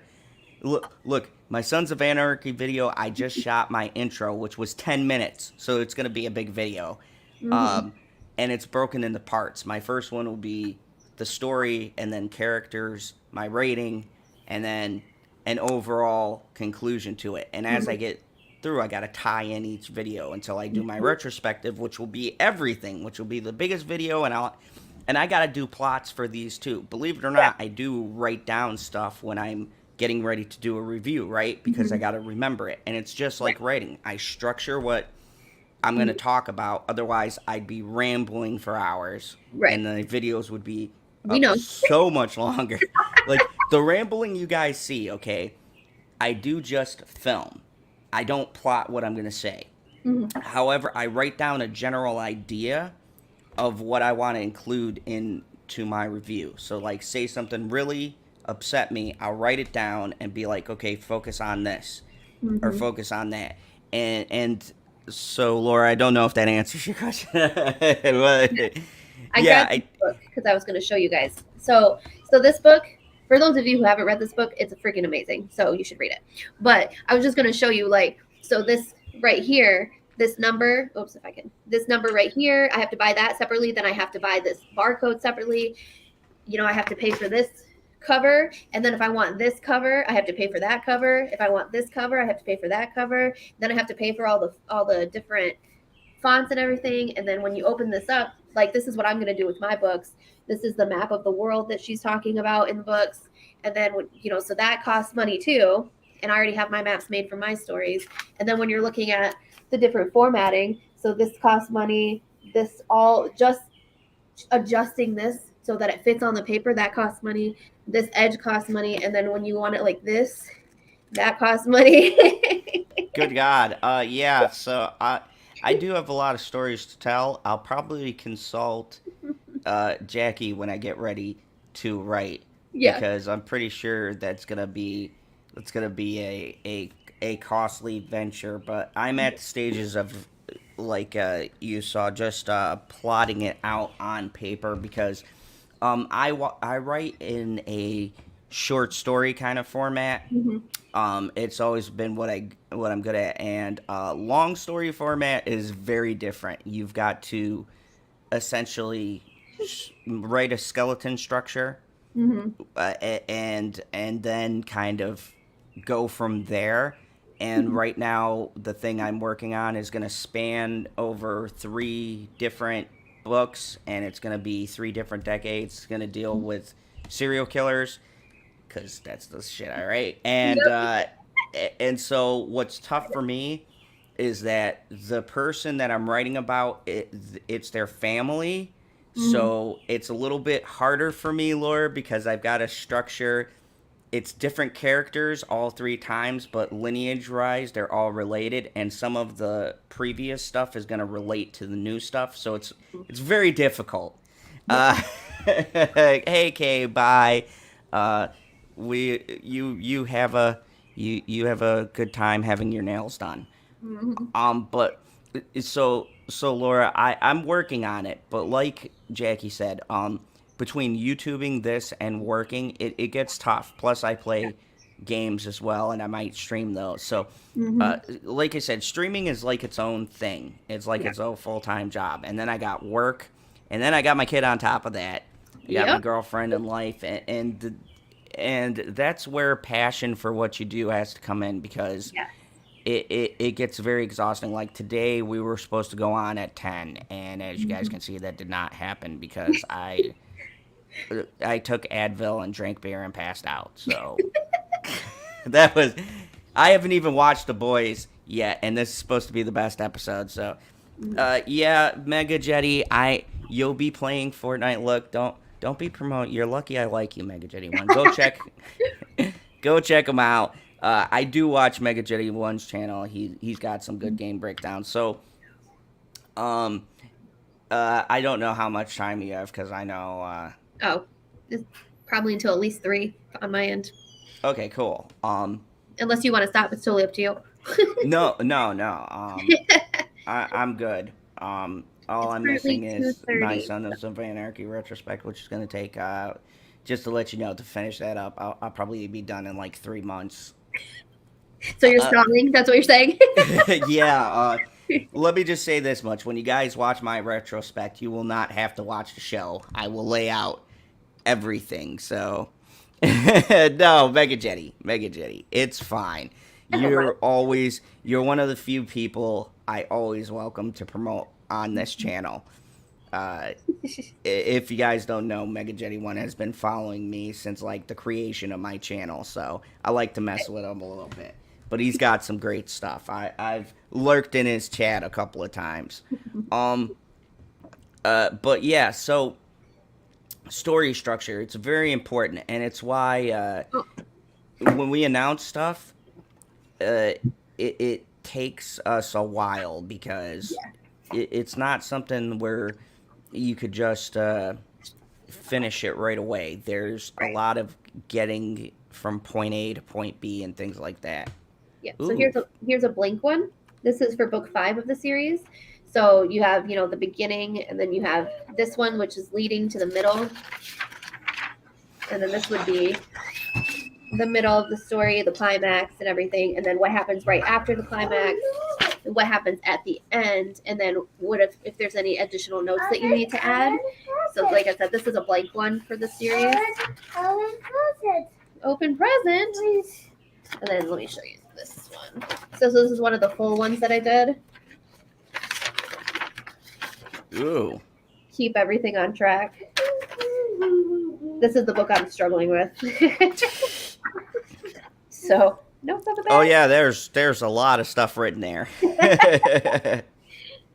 So it definitely takes a lot of time and energy and, stuff like that. Sorry, mosquitoes are awful where I live. Yeah, thankfully we're not there, but it's like 84 degrees out. You're coloring? You're coloring? But yeah, so that's basically one of the things I do is I try to make sure that, and I do one of these for the entire series and for each individual book. And then I also do, because I'm an HR person, I do spreadsheets for everything as well, showing exactly where everything is at. What world, especially with my fantasy ones, I do what important areas, important clothes, important groups, and stuff like that, just so because I'm building the entire thing from scratch, so it gets really overwhelming very quickly, but it's a lot of fun.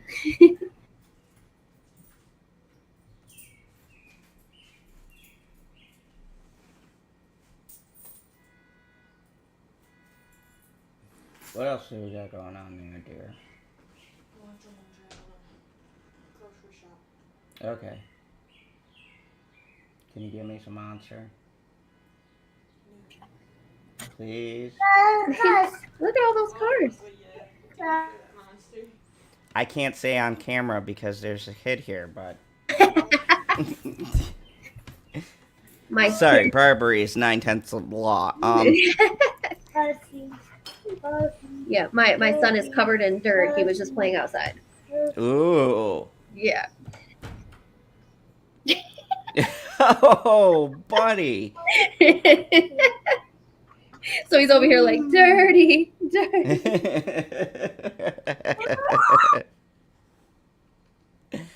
So yeah, this is why when you guys hear me review something, I get particularly agitated because for people like us, when writing, and we know how things are structured, and it annoys me because I could tell when people didn't plot stuff out, or when something's rushed.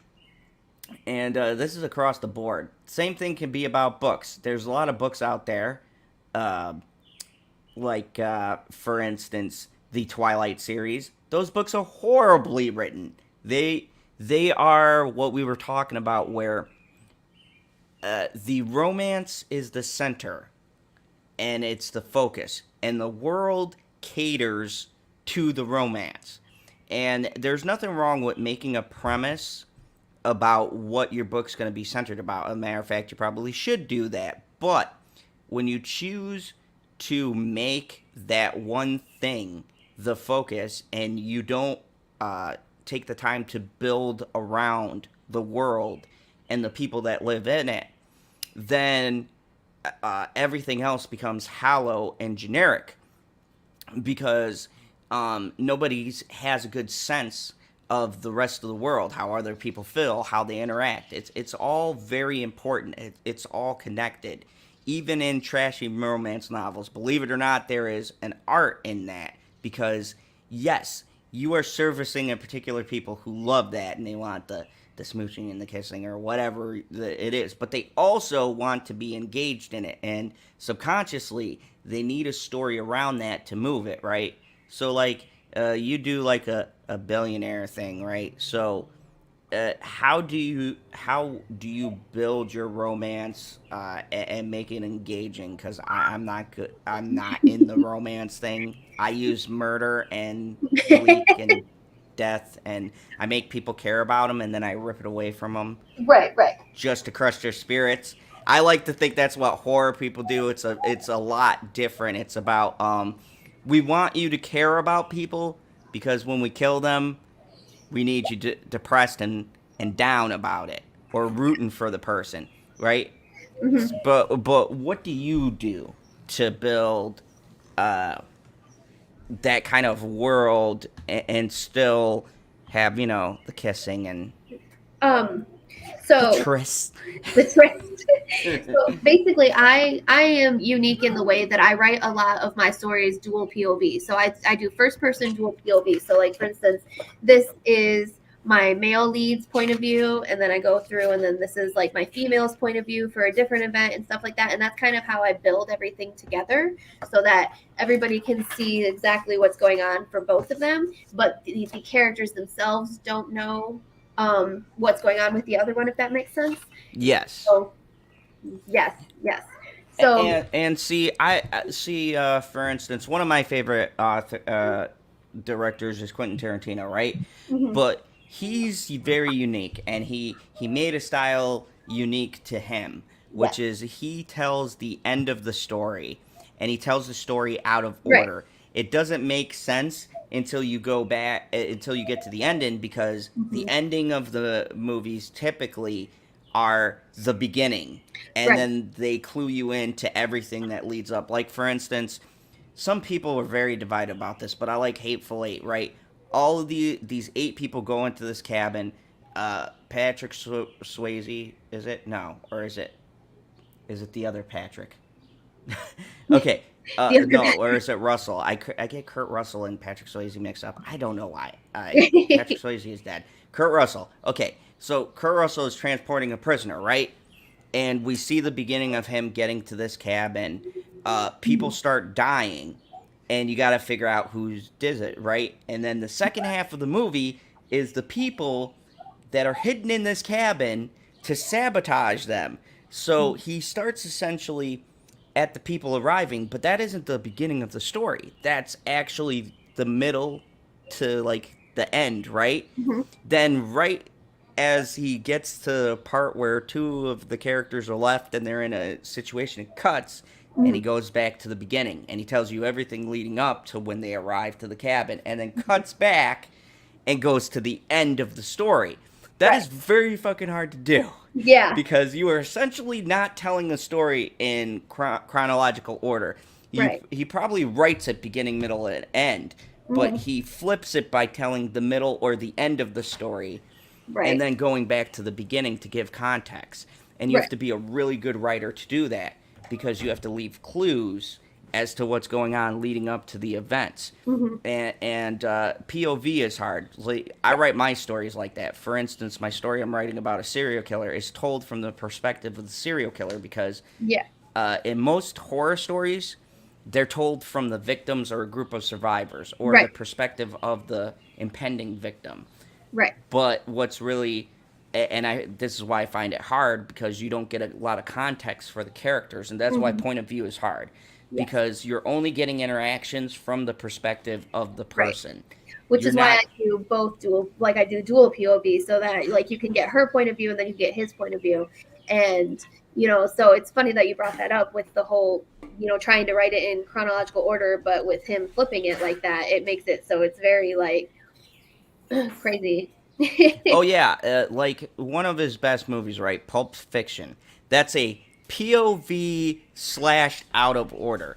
Hmm. So every story in that movie is told from the perspective of the person involved, right? The one with Bruce Willis is told from Bruce Willis. The beginning with Samuel L. Jackson and John Travolta, that's their POV. We see the character interactions through their eyes. Like when they step in and do that famous scene about uh uh who is Marcellus Wallace, right? Yeah. He's like, does he look like a bitch? And the guy's like, what? Right? We're not knowing what they were talking about before they arrived to that point, because Right. it's all in their perspective. They show up at the door, they're having a separate conversation, but we never get context to why they're in this building, Right. who these people are. and we don't need it because it's cleverly written to where we only care about that perspective. They're elevating the story. And that's what makes POV storytelling really hard to do.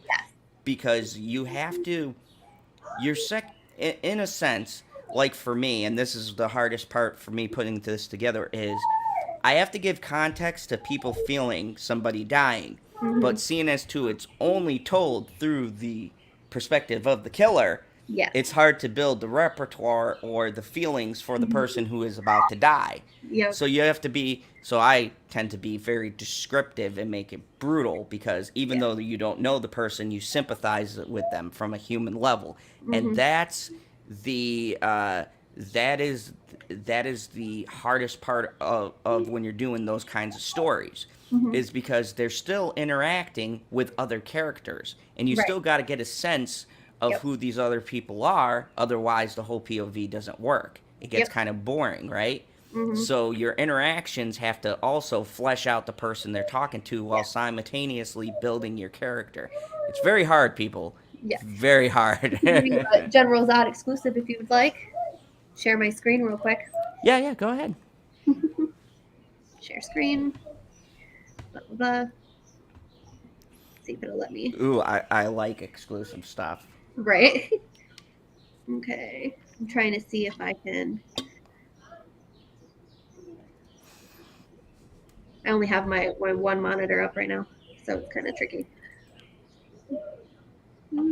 Oops. Hold on. Don't want to show all of your stuff. No, that's fine. I'm just trying to open this. There we go. Can you see? Yep. So this is my Terracona Saga. This is my fantasy. So these are all the books I have planned for it.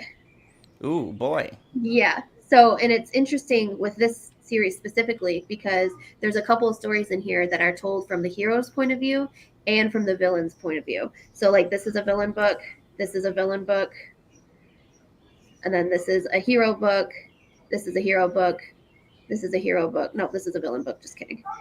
And so when you're talking POVs and all the different things that you have to keep in mind, it's definitely very real with this right here because I have so many different things like these are hero books, this is a villain book. So I have to make sure that I'm telling all sides of the story in order to make sure everything is fleshed out okay. and that swings us back because when I started, I was talking about what annoys me about writing, and this is the hard part about critiquing too. Because yes, when you're critiquing, and you guys know I do critiques here on the channel, it's you do have, as humans, we have an inherent bias to particular things. You can't take that out. I try to when I do stuff, like for instance, I told a lot of people I had no interest in seeing Miss Marvel. I'll tell you right now, I actually am liking it a lot more than Obi-Wan Kenobi. I didn't think that was going to be possible, but because I feel like structurally the writing is much better. There is some politics in there, fucking Disney, but, and see, this is the other thing that adds into it. Real world stuff, things that you add into your story. And why I harp on politics and gender and all of this stuff being included is a story is built a certain way. When you add different things into it, it can change the tone and what the story is saying dramatically. For instance, when you put in a line about how the government searching a Muslim mosque because they're Muslim, you're making a statement within your story. But I've got to ask, okay, in the context of what you're telling me right now, how does this add or subtract to the story you're trying to tell, right?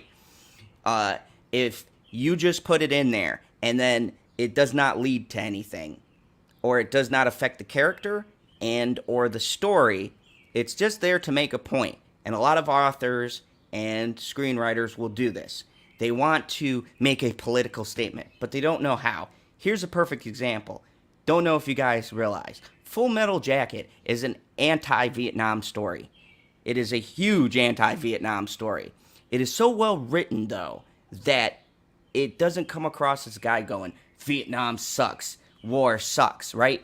It's written as a character study. These are the characters you're following. Private Pile, one of the most famous guys, right?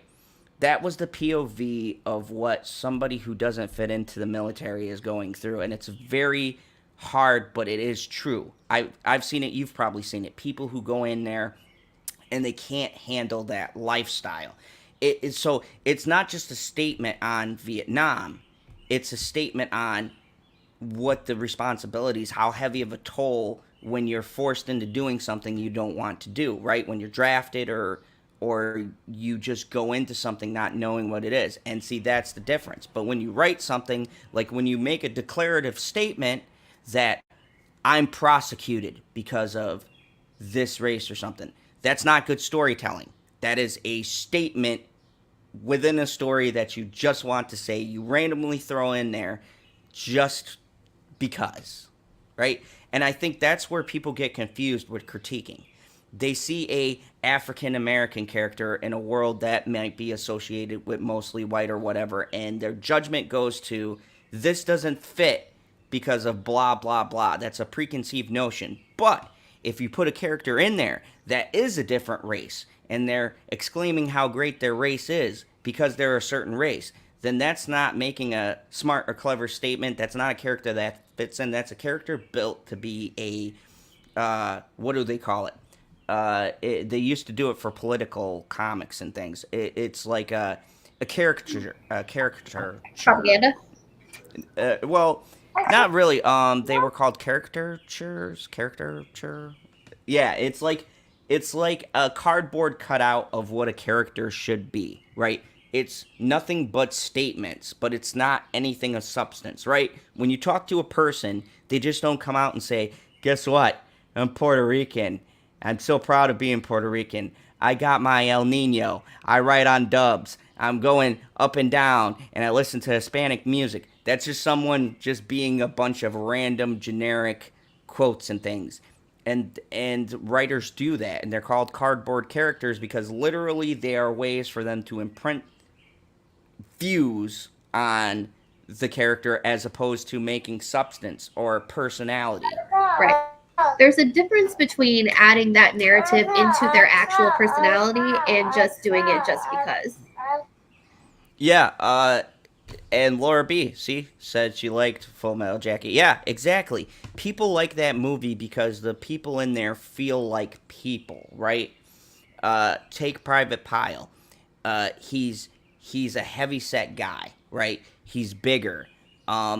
He's not getting the military lifestyle. He can't run. He can't keep up with everybody. He slows them down. Everybody in the unit suffers because of his screw-ups, right? He might be slow. I get that feeling just because of the way they present his character, right? So he might be a little bit, and I don't mean like, mentally handicapped. I mean just he learns things slower, right? So it takes him time. But when you're in a military setting, you can't be a slow learner. You pick it up then and there, or you are going to have a really bad time. Not everybody can do it. So, and see, you see his character as it goes, but then they find out he can really shoot. He's a really great shot, right? So you're building up things about the character and you're getting to know them. So when he goes crazy and he shoots his drill instructor, right? And you can see him mentally breaking the breakdown, right? With the other guy who's the film photographer. We don't realize it's told through his perspective, but we get things about how he likes to videotape war. How does this add to his psychiatry? See, all of these things build not only the character, but the world. And that is the importance of when you're laying these things down. It's why I get frustrated at things, because flat characters suck. They are nothing. They're just they're just the author's views. They imprint their ideals onto a character instead of fleshing a character out. And if you ever want to know the difference between a hollow cardboard character and a fleshed out one, watch a movie and see if they talk like a person would normally talk, right? Just think about dialogue.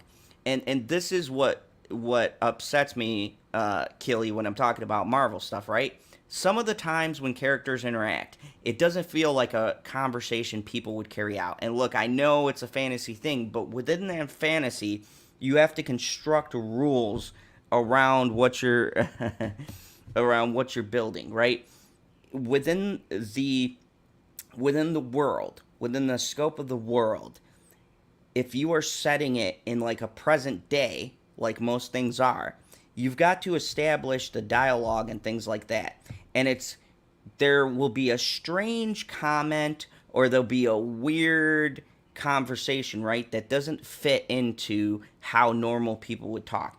These are all things that can take you out of something, right? If an author, a screenwriter, whoever, if they build this world and they have established that there is realistic settings to this, right? Realistic conversations, nothing out of the ordinary. And then someone says something ridiculous, right? And it's not in character. That takes you out of the world. And that's what I mean by constructing real people as opposed to fake people. Look, when you're creating a story, everybody's fake. The world is fake. You are constructing an imaginary world, but there are still rules, even in the most fantastic story, that you have to follow, because then people won't understand what you're going for, right? If you go too far off the scope, then you lose people's attention, because no matter how fantastical you are, people can't get invested in something that they can't understand. There's so many great movies, so many great books that split people's it splits people's enjoyment because of the fact that when the person is writing, the writing will be inconsistent in the sense that they will establish realistic things, but then characters will say and do things that are completely and totally breaking what they've already established. And that's what the problems with inconsistent writing, right? Even in the Batman movies, why the Joel Schumacher Batman movies get so much crap, right? They're colorful, things like that. Gotham is it's a fantasy city, right? But in those movies, they established it's supposed to kind of mirror our world. Even though you have a man in a cape and a rubber suit, you still have to establish that this is a real world setting. So when they say something ridiculous, it's so much easier to spot out because the person is going for a realistic setting. But if you go too far out of that parameter, then people are like, hey, that was weird, right? So it doesn't even have to be political things. People can say something crazy and ridiculous that just takes you out of a story. Sorry about that. Yeah, I was talking about how when you're setting up a world, right? Even with dialogue, right? Yes. If you establish, even in a fantasy story, right? We build everything based on realistic elements, even in the most fantastical things. So if someone says something extremely out of place, it sticks out, even in a fantasy story, because you've established dialogue that's kind of real world. Now, if you go and do something completely out of the ordinary, people are going to notice because it breaks the flow. Mm-hmm. Yeah, the theme of the story is very important. So when you're actually putting your story pieces together, yeah, you can build a fantasy, but if you're doing, like, for instance, mine is kind of like medieval fantasy, but the way I have it set up is there's not any like old English or anything in there. It's just present day things, because the way I have it set up is it's a different world, and it's just I try to make sure that it doesn't take you out of the time period, because they're using swords and stuff, but I'm also going to have characters in there that do have, other types of weapons and stuff too. So as long as you lay the groundwork for all that stuff and connect all those missing pieces, it'll make more sense, if that makes sense. Oh yeah, I was talking about like I used Joel Schumacher's Batman's, right? Like the one with Val Kilmer or God Oh, help us I George love those Clooney, ones. right? Why does it stick out? Like people can accept a man in a Yeah. rubber suit essentially Mhm. with a freaking cape beating the crap out of people, right? Right. But he goes colorful. He creates nipples Hmm. on a suit, Yes. right? And the dialogue, like I was going back through and watching a review, and they were a while ago, so I was fairly younger, and I'm listening to the dialogue. There's a scene where Tommy Lee Jones is about to blow up Batman, right? Hmm. And he's got these gas barrels like laid out. It's ridiculous. Yeah. And there's like a trail, and he's got his little lighter, Yeah. and he looks at him, right? And he says, "Looks like you have a bad case of gas." Now, why does that line take you out? Right. Because yes, I get it. It's a pun. It's a play on the situation, Right. but it's so out of place Yeah. in this kind of setting. Like, yes, he built a fantastical kind of thing, but the difference is, like, take Tim Burton. He Yeah. builds very crazy, fantastical worlds, but you can Mhm. see the limits within the dialogue and stuff like that. Even if you don't like his film because it's weird, Yeah. really watch the structuring. The language, the dialogue, how characters Mhm. interact with each other are like conversations. So, yes, the world could take some people out because it's just too much crazy shit going on, but Mhm. how people speak to each other, how human beings interact is kind of natural. Right. So if you like a Tim Burton movie and you get hooked, it's easy for you to continue following and accept the Yep. world because everything he built around it has rules. So Right. Schumacher, it just felt like, I don't know, he did a shit ton of good drugs and decided to do a movie. I don't know, like watching it now, I'm like, oh my God, like Jim Carrey fits well, but I love Jim Carrey. yeah, it's Jim Carrey, but it's like sometimes when you hear people talk, or God help us, the next movie with George Clooney when he says I have the bat card, like holy fucking shit, like he's fighting villains and he's like the bat card, never leave home without it, and it's like okay, not only is that an advertisement, but why would you Right. rip out your credit card in the middle of fighting Right. people to save these like hostages? See, Yeah. when you set up a serious scenario, right? And this is my issue. So Yeah. let's break this down. You have hostages strapped to a bomb. Yeah. Okay? There's people in the middle, right? And they're in between the goals. So as a viewer, you are focusing on the situation. You're like, Right. oh my God, Batman and Robin has got to stop these people. Oh no, they're on ice. How are they going to get from point A to point B? Because they got rubber shoes, right? So he's setting up the scenario. But the ridiculous thing, first I gotta buy that Batman has fucking ice skates in his boots. But okay, as a viewer, because of what I'm watching, I will make a concession, right?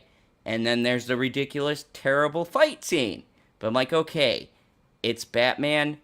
I'm saying it. But then the thing, the straw that breaks the camel's back is if someone is fighting. Why is that the time to promote the Bat card? A better scene would be Bruce Wayne goes to the bank. He's like, "Ooh, good thing I've got my Bat card. Otherwise, I wouldn't be able to get my money." Or setting up a scenario like that. You see what I'm saying? Scenery scenarios is so important to when you're writing. Even in fantastic, everything should have rules. Your world should have rules that you establish in the beginning. And if you set Yep. those rules, don't break them because it breaks the immersion of what you're doing. Yeah, especially like when you're thinking about, like, for me, for instance, when I'm creating magic, magic can't be all powerful. There has to be an offset for that. There has to be a consequence for that, whether it be they're using mana or there's somebody out there that has the opposing powers to what they have. You have to make sure that your rules make sense, because you can't just have this all powerful person that, like, for instance, I run into this issue a little bit with my Darkwalker saga, because my character, she Luna, she is a powerful mage. She's a light mage essentially, but I can't have her be all powerful because I need to be able to drive the conflict that we're fighting in the story. So if you're going to make rules and you're going to write and you're going to make rules, you have to make your rules make sense. And like you said, you can't bend the rules unless there's like an action or a consequence or something that happens that makes you bend the rules, then that's one thing. But when you have somebody like my light mage who is, she has all these powers and she does all this cool stuff, but at the end of the day, her opposing force is going to be darkness, and so you have to make it make sense. And Mega Jetty does have a good point. Yeah. Yes, I understand. I'm not questioning the bad credit card. That could be clever. I'm questioning the timing of it. And yes, it was before Free shows up, but still, why are you flashing your bad credit card? Like, I get it. It's just the setup, Mega Jetty. That's the point. When you're setting stuff up, the setup is very clumsy, and I use that as an example because you could use it for a lot of things. You can use it for recent stuff.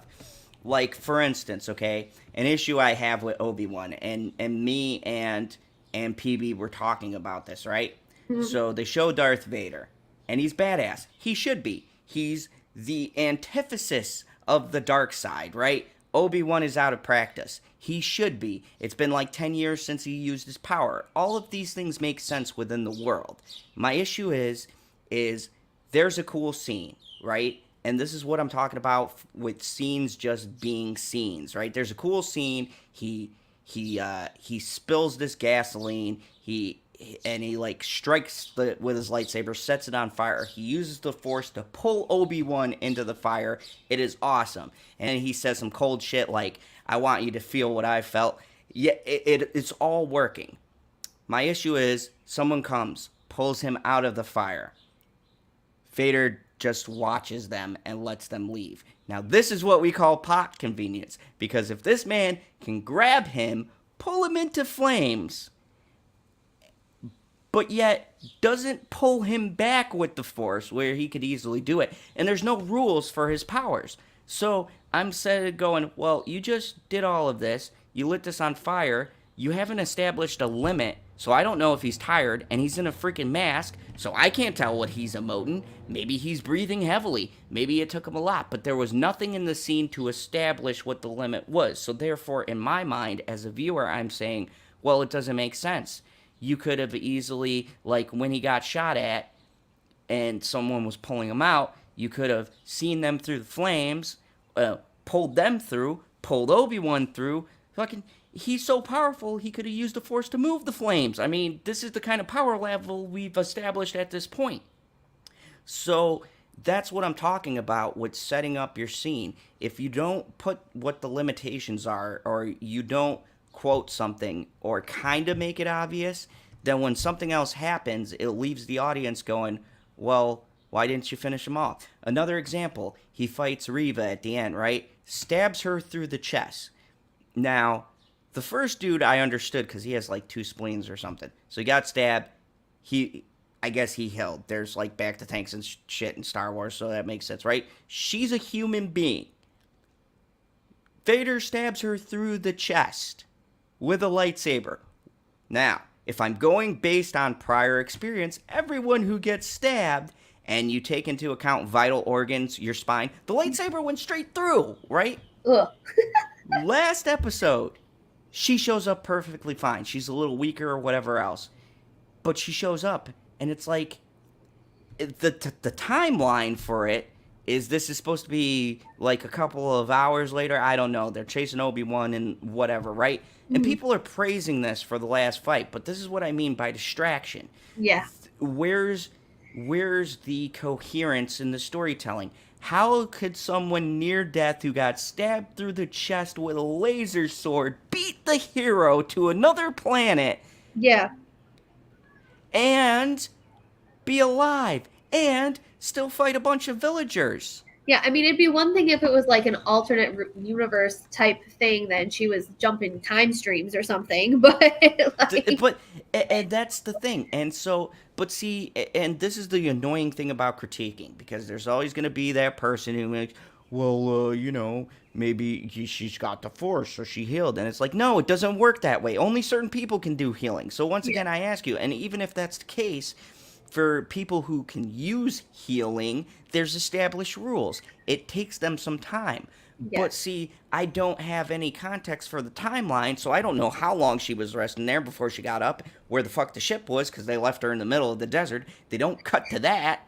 They just cut to her in the ship leaving, so all of that context is left out. I didn't even see her steal the ship or whatever. So that's a plot hole in itself, and this is what I'm talking about.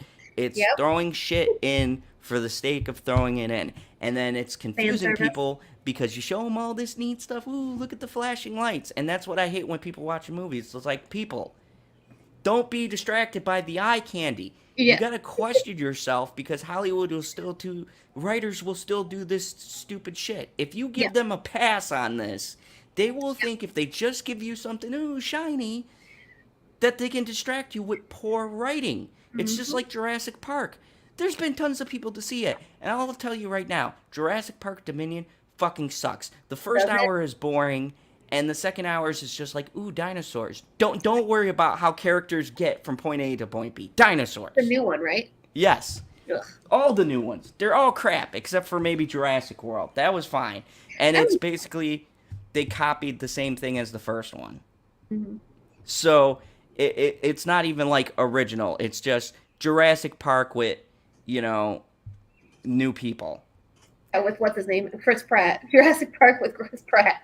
Which I liked. Chris Pratt and Jeff Goldblum interacting in that movie were probably the best part. Like, literally, I take a movie with just Ian Malcolm and whatever the hell Chris Pratt's character is, because they're so sarcastic. Like, that's naturally their character, that when they're together, that sarcasm back and forth is hilarious. But see, that's what I mean. The chemistry is good, and the actors are making it work, but the writing is terrible. Because, Jay, I'm not joking, literally, the characters to get to the other characters fall into place. Like, their vehicle is being chased by a locust or some shit. They fall off of a cliff, flip backwards, and when they all crawl out of the vehicle, they are where the other characters are. How convenient. Exactly my point. And that's when I talk to people. That's what I'm talking about. Watch stories and ask yourself, does it make sense to how they got here? It's like, it's my problem with the last episode of Moon Knight, right? It was solid all the way through, and it's more noticeable when you have good writing, because then you can see where the person ran out of time. Right. And I don't necessarily blame them. It seems like a lot of time constraints. But the girl is in a cave, okay, over Mark's dead body. Then all of a sudden, she just happens to walk out to a whole encampment of where the bad guy just happens to be and sneaks on the vehicle. Now, I understand Ethan Hawke recently shot, Mark Spector, but I assume because of the time, once again, that he had left, or at the very least, he left, and there was a small detachment, but they don't show that. She just ends up with everyone, and that's what they call a jump, because there's a piece missing from point A to point B. Right. And that's what I'm talking about when I talk about terrible writing and convenience. Right. Jumps can work as long as you explain why there's a jump. So, like, if there's somebody jumping through portals or something, and that's how they ended up there. It's something that simple. Or, they happen to, like, there's ways that you can make it work to where it's not lazy, but it still explains and drives the plot. And that's my biggest thing with a lot of stuff these days that is coming out, because I just can't, even when I see, like, trailers and stuff, I'm just kind of like, and that's another thing too. Like, trailers are so important. I've seen terrible movies sold on great looking trailers, and I've seen great movies sold on absolutely garbage trailer. Like, I watch it and I go, wow, you totally undersold this movie. Yeah. I think there was one like that. I'd have to look it up, but I know, like, Bad Times at the El Royale, right? Me and Stevie love that movie. It is a great movie. Most people probably never heard of it. First off, it was released next to Halloween 2018, which was fucking stupid marketing. I don't know why they do that. Like, there's so many John Carpenter fans. That was dumb within itself, right? But the trailer, if you watch that trailer, it is so confusing exactly what the movie is about. And I get it. It's a little bit more difficult because it's a mystery movie, and you got to be careful what you cut because trailers can do that too, where they ruin the whole movie by showing a scene they weren't supposed to show. I've seen that happen too. But the way they cut the trailer is so weird that as a normal person watching it, you don't get a sense of what the movie really is about. So people aren't going to go and see it because you haven't explained it, right? Mm-hmm. Like Top Gun, yes, I know the name sells itself. Yes. But what do they show? They show fucking airplanes. They show Tom Cruise on his fucking motorcycle, right? All the things you want to see, they show in that trailer to where you're like, oh my god, Tom Cruise, jets. That's what I want to. That's the movie I want to see, right? Here's a perfect example, right? Morbius. They tricked so many people. They faked stuff in that trailer to lure people in. Now that's called deceptive. Yeah, false advertising. At the same point, it's kind of fucking brilliant, but I mean, I don't want to give them a credit for being scumbags. But see, that was very good marketing because people went in there. You could tell by looking at the trailer, it was at best. But when you see that thing of Spider-Man, and then you get the internet talking, they're like, oh, is this the Marvel Universe? And then they showed Michael Keaton at the end, right? So you're like, oh my god, he's from Tom Holland's Spider-Man. This is going to connect, right? You go and see the movie, guys. Michael Keaton doesn't even fucking show up till like the after credit scenes, and it's so stupid, the explanation that they give for him. He's actually in the Sony timeline. So, one post-credit scene is the shift where Tom Holland, because in the new Spider-Man, he messed with dimensions. So it's that shift, and he shift his Vulture into Morbius's timeline. So that was the thing. But see, the marketing put it as he was in present-day New York because they cut Michael Keaton going to jail. What they didn't show you in the rest of the scene was when he went to jail and he was sitting in his cell was when time shifted. And then he said, Doc, we have to talk, right? See, that is brilliant yet very deceptive editing, but it still gets people interested because now a character no one would care about, everyone's like, oh, well, he's connected to Spider-Man. I gotta go see it. See, these are the things that are important. Yeah. Like I said, it's got to move things along. There's so many trailers where I'll be sitting and I'll go, that movie looks stupid. Look, there's a trailer I saw from A24. I think it's called... No, I can. It's called Shelly or something. I don't know. But it's about a seashell that talks. Now, I know what you guys are thinking. That sounds stupid, but it's like a little claymation. Hey, Zod, I gotta go. Oh, okay. Yeah, but anyways, you can pick this up again. Yeah. All right. Thank you. I have to go, but I'm gonna just jump off here. Oh, never mind. Hold on. Okay. So, anyways, so that's what I'm talking about. Marketing is important. Background is important. Context is important. I'll start wrapping it up because, to tell you guys the truth, I just got Overwatch, and I signed up for the beta for Overwatch 2, and I don't know when the beta launches, but hopefully that'll be soon. To let you guys know. Okay, sorry. Yes, I hate that too. Tom Holland was fucking wasted because he shifted and then shifted back. Mega Jetty. I have no clue why include him. I have no clue what the point was. It was the biggest troll, but Marvel does that sometimes. To be fair, they'll troll us. It's just like, I think Kevin sits back and looks on the internet and he's like, ha, watch what I do to him. But yeah, so in short, I'm going to kind of start to wrap things up because I gotta go. But yeah, I'll be on later tonight with the normal late night crew. I'm probably going to set up stuff because PB was right. I got some articles. Yes, I will be talking about Ezra Miller, PB. I heard your stream about me. Yeah, I have a big rant for that. There's so much so much to talk about. Hopefully Jay can join me. We shall see. I don't know. Maybe, maybe not, but I know you love talking about Ezra. What a fucking train wreck. I'm gonna save my rant for later. But that guy, that that guy, they're like Husky's like, well, I don't care. Well, I do because he's playing Flash, and now that movie is ruined. Right. Thankfully they're recasting him, but we'll get into that tonight. So late night talks will be tonight. Today I'm currently working on editing my Sons of Anarchy. I've got 15 minutes done. I'm probably going to do another 10 minutes of it. So it'll be 20 minutes. It's going to be like a 40-minute video, I think.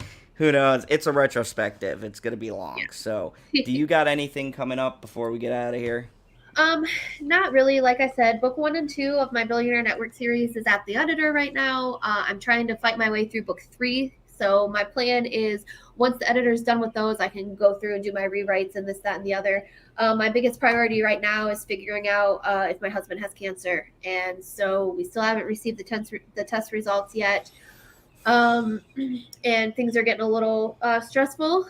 And so if anybody wants to donate, I've dropped my stuff in the chat. It's no pressure. I'll be fine. I always figure it out. But it's just one of the biggest things that I'm dealing with at the moment is figuring out what my life is going to be like. I mean, as you saw, my toddler is very active and needs a lot of attention, which is fine. I mean, he's 3, so it makes sense. So going forward, I have a bunch of stuff in that department I'm working on logistically. But it's just a lot. That's kind of why I wanted to do this stream, because I'm trying to get back to reminding myself that I need to take the time for me so that I don't lose my shit. Oh yeah, because you will go crazy, and Jay's gonna be nice about it. I'm gonna say donate, or I will find you with my particular set of skills. Well, thank you. And I always feel weird. I don't like asking people for money. This is why I'll never be monetized. do it, or you'll see a villain outside your door hovering with glowing eyes. No, I appreciate no. But in all seriousness, people are nice here, and it's a great community. So if you can, that would be greatly appreciated. And my best wishes to you. Thanks. I know some other people going through that same situation, and it's tough going through that, especially with the writing and getting things together. So working full time, working my part-time job as well, and trying to make it all work, and 3 kids, like gosh, I have 1, and that's enough for me. I told Sierra the other day, I'm like, you got 2 sisters, that's your mom's thing. I go, don't expect that. Dad's done. I had a good run.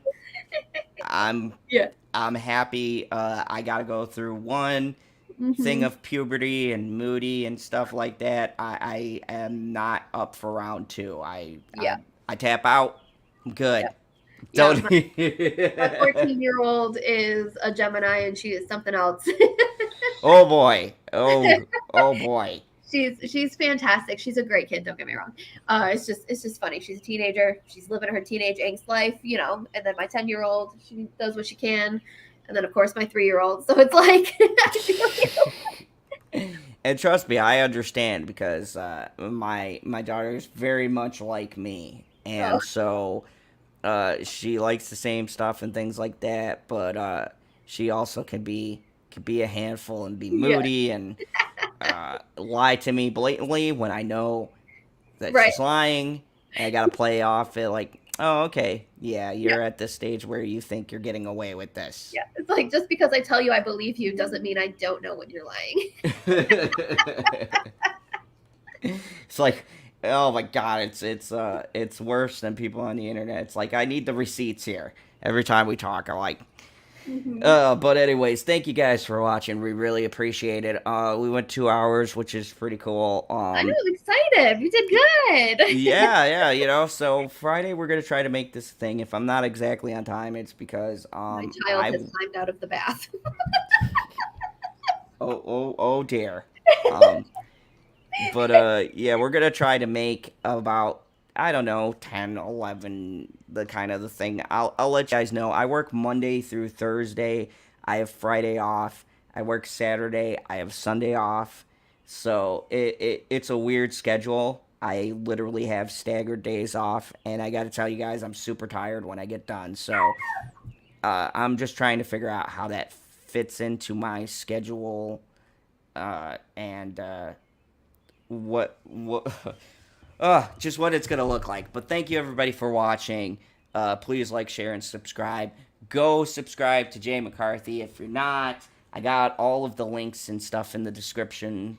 Also, check out the chat. If you can donate, help out Jay, and let's try to help her through this tough time. And thank you, everybody, for watching. I really appreciate it. We had 10 people watching. We love you all. Have a wonderful day. And as always, remember, there's only one rule here in the fandom zone. Kneel before Zod. Bye.